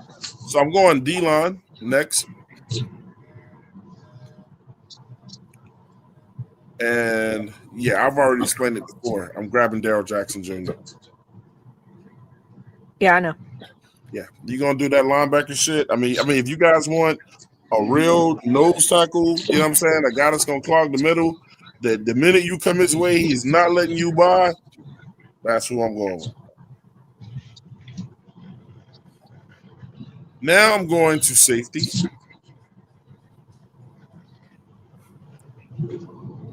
And Claire, I don't know if you've seen, but you know what I'm taking, Claire? Out of this group? Yep. I mean, there's only 3 that stand out to me, but they might not be the same ones. Well, I know which one stands out to you, and I'm taking Jaycee Wheatley. Correct? I was gonna say he was one of them. There's only 3 that really stand out to me. I mean, that's Taft, Wheatley, and then Bishop down there from USC. Wheatley nasty. The reason why I'm taking Wheatley is because I couldn't get your boy Thyman. Gotcha. He went in a second. So Tweed, you doing a mock draft, right? You doing a mock draft. Yep. Yeah. And because I mean but I'm doing what I would do, not what I know the Panthers gonna do. But you know, they're gonna go right to wide receiver, and that's where I was gonna be going. Bryce Lance. I know you're not gonna pick him, but it's all right. Bryce Lance, yep, out of North Dakota State. I'm taking Eric Rivers. Eric. Because Bryce, if we talking about Bryce, look, because Bryce will have that third receiver that he needs. Like, you know, you got Ted, the guy that's going to run down, overjump people, Coker and what he's doing. But Bryce don't have no slant receiver that can just get off the damn corner or whatever, you know what I'm saying, and just cut to that damn middle. And then Makai Lemon. Big threat. So what is Ted then? So what is Ted? Ted can go anywhere and set up because of his tallness, but he can also shake motherfuckers too, bro. But Ted is not specialized in running to the middle of the field. I mean, you know, this is first year. You know, he can develop that. He can develop that. Rivers is so fast that he ain't got to worry about motherfuckers coming across that middle, tagging them because they ain't gonna be there. You said Lemon? Eric Rivers from Georgia Tech. Eric Rivers from Georgia Tech. Lemon is not going to be in the 100, y'all. He been going. Yeah, he been out.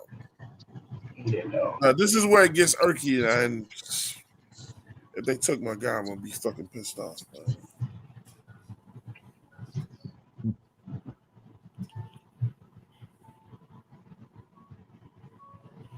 Maybe they did. Maybe they did.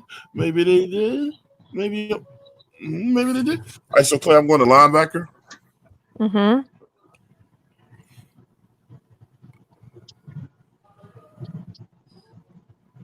I think they did take him, man. Shit! They did it again, man. Who you looking for? I want a Harold Perkins. Oh, he's gone. Hey, he gone though. They just took him though. They just took him. Arizona 12. Damn. I mean, not for nothing, but Gillenborg is on the board. Correct. I already know that. So that's what I was going for next. Oh, Gillenborg? Yeah. So Tweed. Yeah. So Tweed, do you look at like the small college dudes, like the dudes that come out like NC, and shit like that? I look at those guys for undrafted free agents. Hey, that's all AC right there. She's all about small colleges. Yeah, I do. I look at them small colleges and HBCUs. But these guys, I've only seen 2 right now that are in this like top, 150 list, and they're taken already. There's only been 2. But they're gonna be something in there for undrafted free agency, though. Oh yeah, there are every year.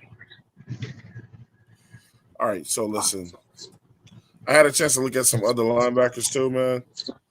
So I'm gonna fuck with Lander Barton. Yep, he's this late. That's not a bad pick to make this late. Then I'm going to immediately take John Michael Gilmore, tight end.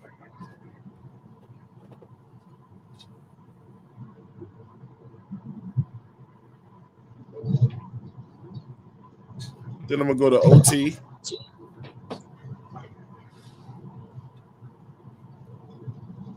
And I'm going to take Elijah Pritchard, Claire. Big, husky guy, but guess what, though? He got hurt in college. This is why he fell late. He was playing for Alabama first.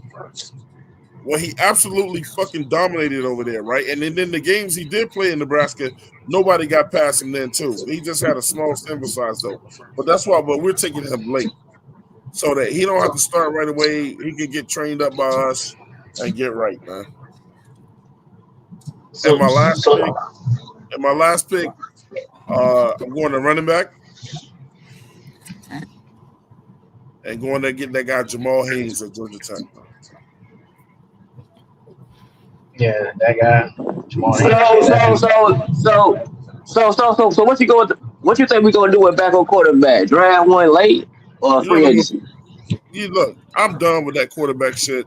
Carolina is never gonna go get anybody to compete with that dude until he's gone. I'm talking about backup because Andy Dalton gonna get he gone. Andy Dalton gone. What do you think I'm talking about? I'm talking about a backup.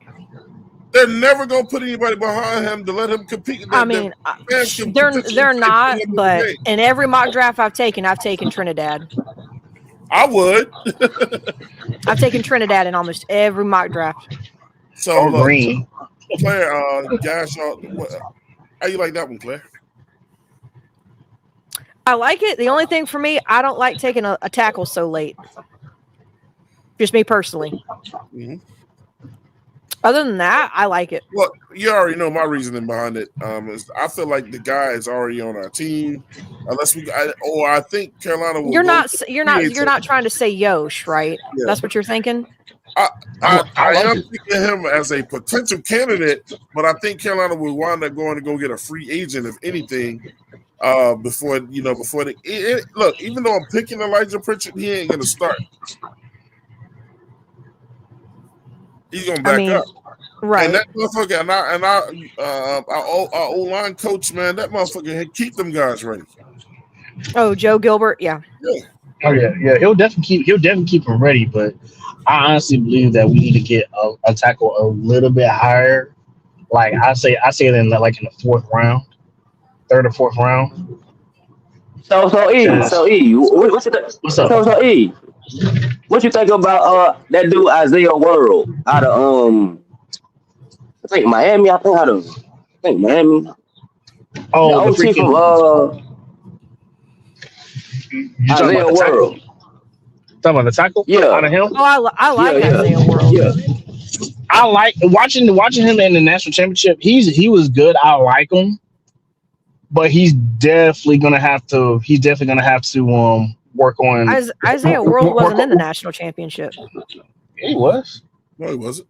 No, he wasn't. He's at Oregon. How could he have been in the national championship? Oh, in the national champ. Oh, wait. I thought you said. I thought you said Miami.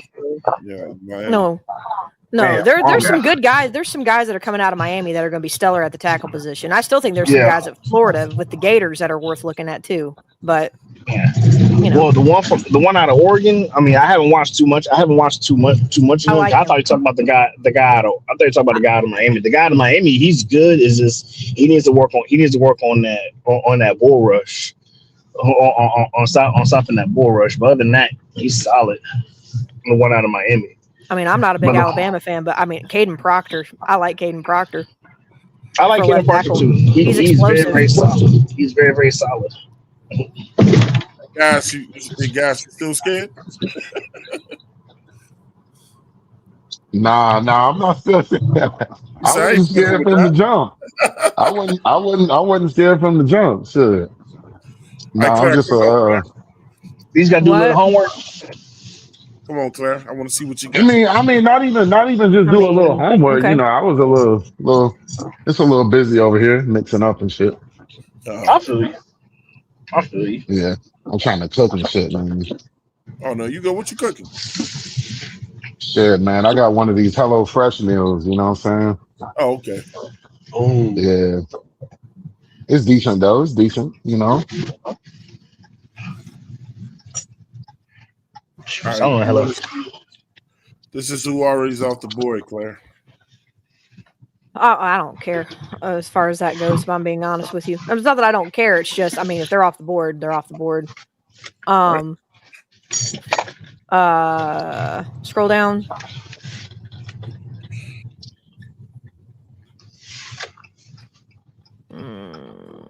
Keep scrolling.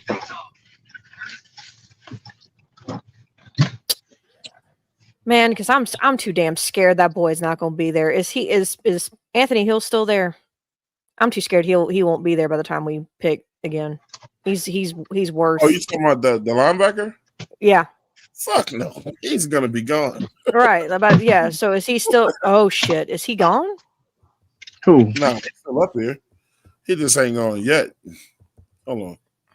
Yeah, I was about to say I can't. I can only see whatever you're scrolling down to. If not, then just go straight to the linebacker group. Like instead of it being all players, just go straight to the linebacker group.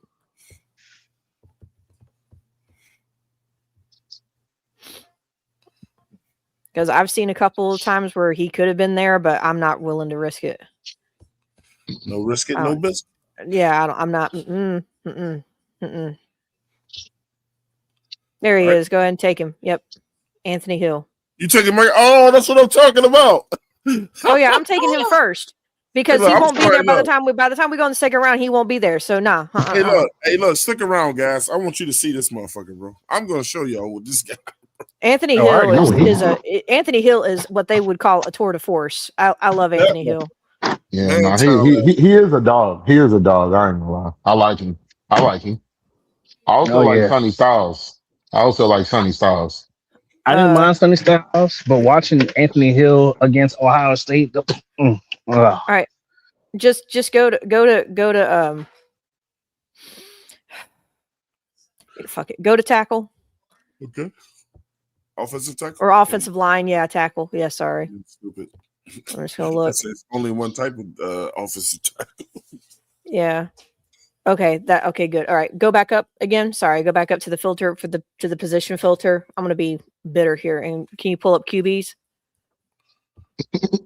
No, I'll be bitter.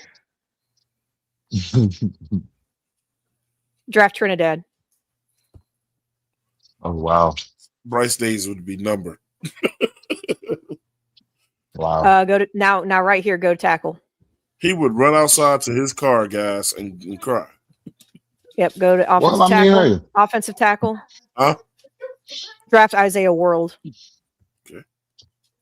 If we're being real, old boy Dan Morgan did say that every position is getting a competition in the offseason this year. Yeah, he said that shit. I'll believe it when I say it. Yeah. When I see it.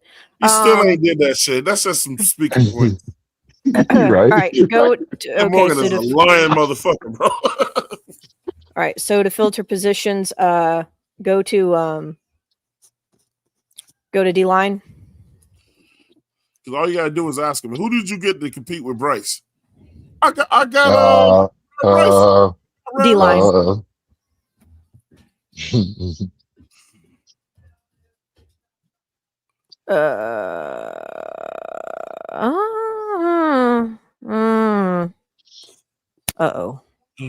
I might have messed up. Oh well. All right, go ahead and let me just go and do this to myself. Go ahead and go to wide receiver. I said it'll be fourth round. I said it'd be fourth round that they would do this anyway. That's when I took mine. Yep. Take Bryce Lance. All right. I gotta see him. I like Bryce Lance. You like these small school motherfuckers, bro. I went to Charlotte. It's gonna happen. Okay. Y'all played them? We've played them before, but we don't play them very often. Okay, so right here, I want you to go Aiden Fisher out of Indiana, the linebacker. Mm-hmm. And then I want you to take John Michael Gillenborg right after that. Mm-hmm.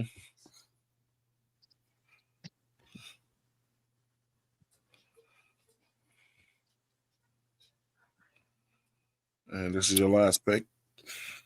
All right. Go to D-line. See if he's magic. Magic. I got the magic. And he is somehow still freaking there. Take Zane Durant. Durant. Mm-hmm. Oh no, I still have another pick. Oh you shit. do? Well, damn. Okay, this kind of okay. Wait. Go to quarterback. Just for no, I'm not drafting another quarterback. So go look at safety. I know I see one right there, but I want to see if there's someone.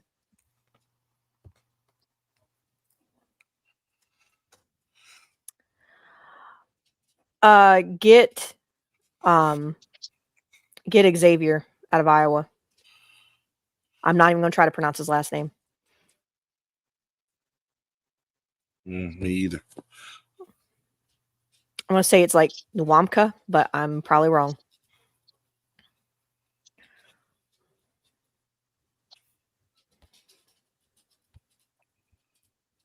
It is. I'll take it. Only pick I'm getting on you about is that last one. I don't want no motherfucking safety from the 7th round. Well, I mean, what would you rather have had at the 7th? At that point, 7th round, would it really matter who? An RB, because if we ain't getting your boy back, Jonathan Brooks. And I'm talking about Dowdle. Dowdle. I'm not worried. I'm not entirely as worried about the running back position as some people, but I get it. Canales needs to run motherfuckers instead of putting the ball in exactly. So then why are we drafting one? Then why are we drafting one? Why? Because if he ain't you got ETN, you've got ETN, you've got Chuba. They will probably find somebody in free agency. I'm not. I'm good. So if it's just that last pick, that's where I would go with it. Everything else is strong, bro. Especially that round 2. I've taken him in either the 2nd or 3rd round every single mock draft because I'm not playing. I'm done playing with games with this young man that we have at QB. I'm just not convinced that Carolina wants the best out of him, bro. I don't. If you put somebody on his ass that he fears, he knows he's got to play better. How? So, what did you say? Like they coddling him or something? Is that what you're saying? No, I'm saying that. Look, I know me. Like they are coddling him. Whenever I've had to compete for a position, I mean, like whether it be a job, but especially in sports, and then we're gonna speak, especially in football, right? I never really, for the most part, like when I played, right, I was the guy in my position. But in my senior year, man, they brought a guy, man, from another team that his people moved in town. And we played, he wound up playing another position, you know what I'm saying? On the opposite side, but I'll put it to you like this. So I played right edge. And he played right edge where he came from. And he was somehow able to adjust more to the left edge, you know what I'm saying? Or whatever. I could play left. It's like being right-handed or left-handed. You know how you get off faster. You know? But watching him in practice, I was like, bro, I can't be fucking up out here. I can't play. I wasn't really taking plays off like that, but you know, every now and then you'll be like, man, I'll just get him next time. Bro, this motherfucker had me like, I got to get him every time. Mm-hmm. Oh, I'm out of here, bro. Not so I'm making it more than what it is. I'm not gonna be out of here, but Yeah, when them damn awards come around, like Best Edge and all this or whatever, it wasn't gonna be me. So we just made each other better, man. I had to go that hard, bro. He really put that pressure on me. Shit, in some ways, you could like you have to award people on your team for you getting picked to go to getting all the letters that I got from colleges and shit. It's just like this motherfucker had me out here. Like I ate right. I was in the weight room more. I was literally looking at everything this dude was doing that I wasn't doing. I'm like, man, this motherfucker trying to take my job, guys. To be real with you, I'm not opposed to that on this team because that's only gonna make this team better. That's only gonna make this team better. On your heels, bro. It's only gonna make it better. Shit, and me personally, I like quarterbacks who are 6'3", 6'4", 6'5", with a fucking cannon. You know what I'm saying? Me personally, I'm just learning to get behind the little dude a little bit because he's on the team. That's the only reason why I'm giving him the support. And I saw a little bit of progression from him this year, and I wouldn't say it led to us. Let me retract that. But it helped us in the situations that we ended up being in the playoffs and things like that. You know what I'm saying? If you ain't getting better, you getting worse. True. And we're not seeing that from the little dude. And the thing is, if you don't get better with the competition, then the reason why I say you have to have valid competition, because if somebody's valid, they can expose your flaws, bro. You think Sam Darnold ain't going? I'm not Sam Darnold, but Red Rifle ain't going to expose nothing about Bryce. He's worse. Yeah, he is. He old too, man. That was his last year, man. That boy about to retire. Like, hey, what do you expect from? Last thing. Did you see this motherfucker on the sideline, right? Where they thought Bryce when Bryce retweaked that ankle, and they said Bryce had to come out, and he thought he had to go into the game. Claire, I know y'all remember this shit, right? Do what now? His eyes got big as hell. He was like, "Oh shit!" Like, you know what I'm saying? To the game, Red Rifle, when Bryce came out that game, right? And then when they was like, "Oh nah, Bryce good," you know what I'm saying, or whatever. That motherfucker took his helmet off and was on the sideline like, "Whoo!" Yeah, he looked relieved. Are you talking about when Calais Campbell made him like literally drop the ball? You talking about that game against Miami? No. I'm talking about. Oh, I thought you were talking quarterback when. Oh, you're talking about Andy. I was hearing something about. No, okay, my bad. Because I was about to say, I refuse to even talk about that moment where he instead of just taking the sack, he threw the ball down and then gave Miami the ball. That was a bad play on Bryce Brown. He literally did that out of sheer terror, and I'm like, Bryce, bro, like, competitive pressure. And it's just like, Bryce don't feel no pressure for a guy that don't want to even be out there, bro. Sam Darnold. That's true. I mean, I feel the only. Not Sam Darnold. Why do I keep saying Sam Darnold? Because he's about to be in the Super Bowl. Yeah. The only. Andy Dalton looked fucking relieved that he didn't have to go out there. Because you remember the last time he was on the field, we booed the shit out of him, bro. Andy Dalton is trash. He's trash. Now, what does it say about Carolina Gas if they bring that motherfucker back another year? Honestly, that would be a terrible decision. That means we're banking everything on the quarterback that we have right now. Carolina cannot convince me that they're trying to get better if they do that shit. You cannot convince me of that. No, but also you gotta look at it like this.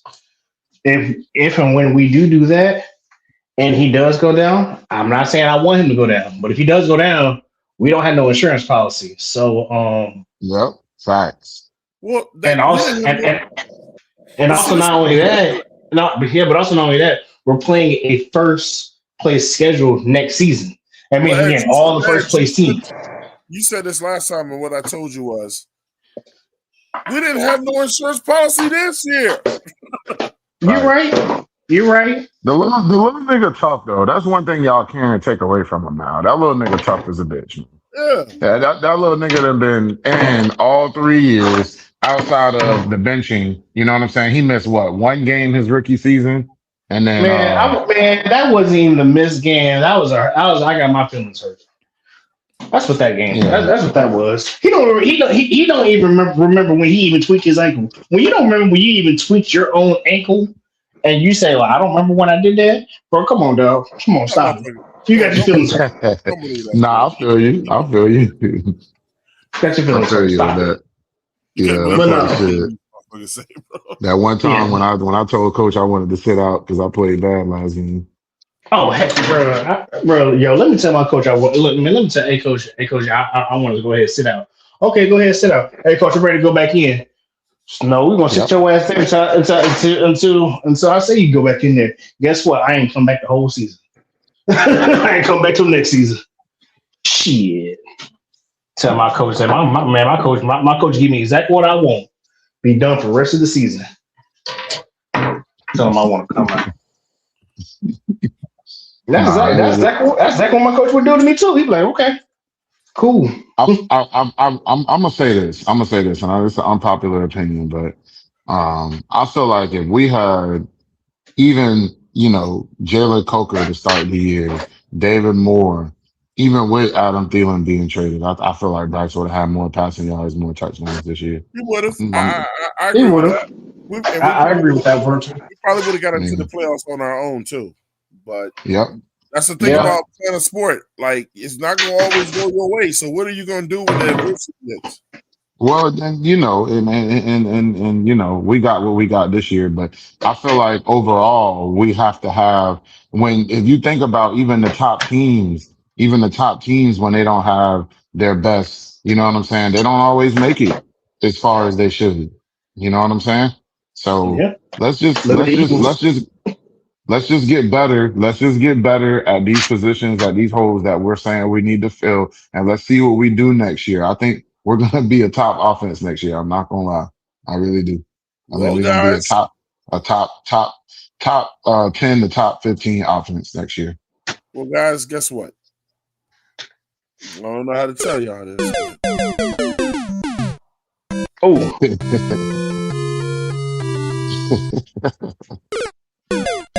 Okie dokie. Hey, what does this sound mean, Claire? We came to the end. I mean, it sounds like we died. This shit is over. That's what happens in the game. But this shit is over. Yeah, that is what happens, dog, when you die. It's the sound that it makes. Hey, look, man, I want to thank everybody that came through today, man. I want to thank my man Gas Radio for being up here today, man.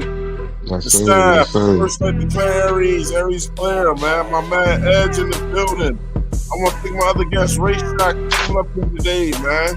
The boy Ryan Swarm that came up in here today, man. Who am I missing? I'm missing somebody. Shout out to my man Poppin' Bullets, man. Poppin' Bullets up here today. He had to go get some shut-eye, man. Get ready for work tomorrow, man. And we've been giving y'all these 3-hour shows lately, man. So, I do got some side news for y'all, though, man. Unless it's some breaking news, I have to give my staff, man, some time off. So we're going to be away for 2 weeks. Man, unless it's some breaking news. You know what I'm saying? So let everybody get a chance to reset, you know what I'm saying, and get their things in order so we can come back bigger and better than ever, man. You know what I'm saying? So look, I'm gonna let our guests shout out their people, shout out whatever they want to shout out. I'm gonna go with Racetrack first. Shout out. Racetrack. Yo, I ain't got much to say, but shout out to the 704. Squeeze, Easy, CA. You know what I'm saying? Hey, that's all I got to say. Hold it down.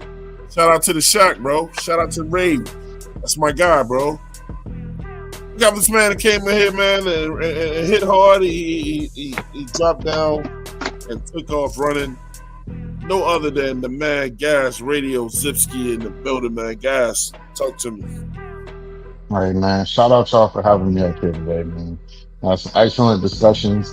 You know what I'm saying? I know I had a lot of unpopular opinions. Hopefully, I on was your able side, to. bro. I was on your side for most of that. Yeah, you was, and I appreciate that. Hopefully, you know, I was able to articulate my point far enough for you guys to feel like I'm not on no bullshit. You know what I'm saying? Oh, no, you But are. yeah, yeah. But no, I was saying everybody's opinion up here, and it's always a good time every time I come over here. So, That's what like I we said, build shout out. ourselves on, guys. We the show where Yeah, man. everybody's opinion matters, everybody's opinion counts. You know what I'm saying? And that's just how it is, bro. Everybody has a Yeah, voice. man. I appreciate it, man. I appreciate y'all having me. Make sure you come back, man. Don't be no stranger, bro. First lady. Oh no. Talk to me. I'm not killing any more deer. I've already served my community service time. Won't be going to Disney anytime soon. But anyway, no, this was fun. We're definitely going to be doing more mock drafts once we come back from our little 2-week hiatus that we're going to go on, or 2-week vacation, however you want to look at it.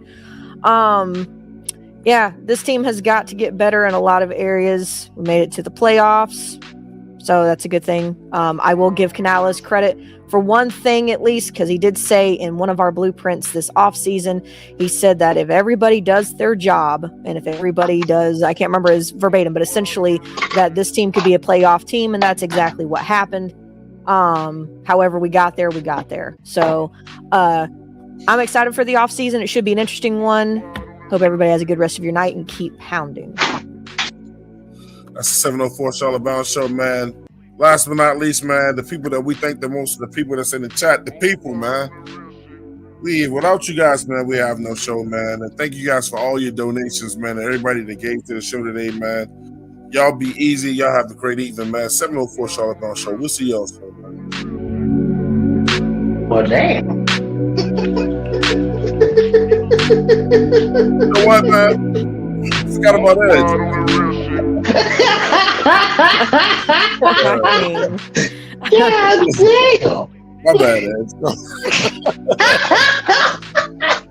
Damn, bro, I felt like I was missing somebody the whole time, bro. God damn. Well, hey, look, yo. Who am I missing?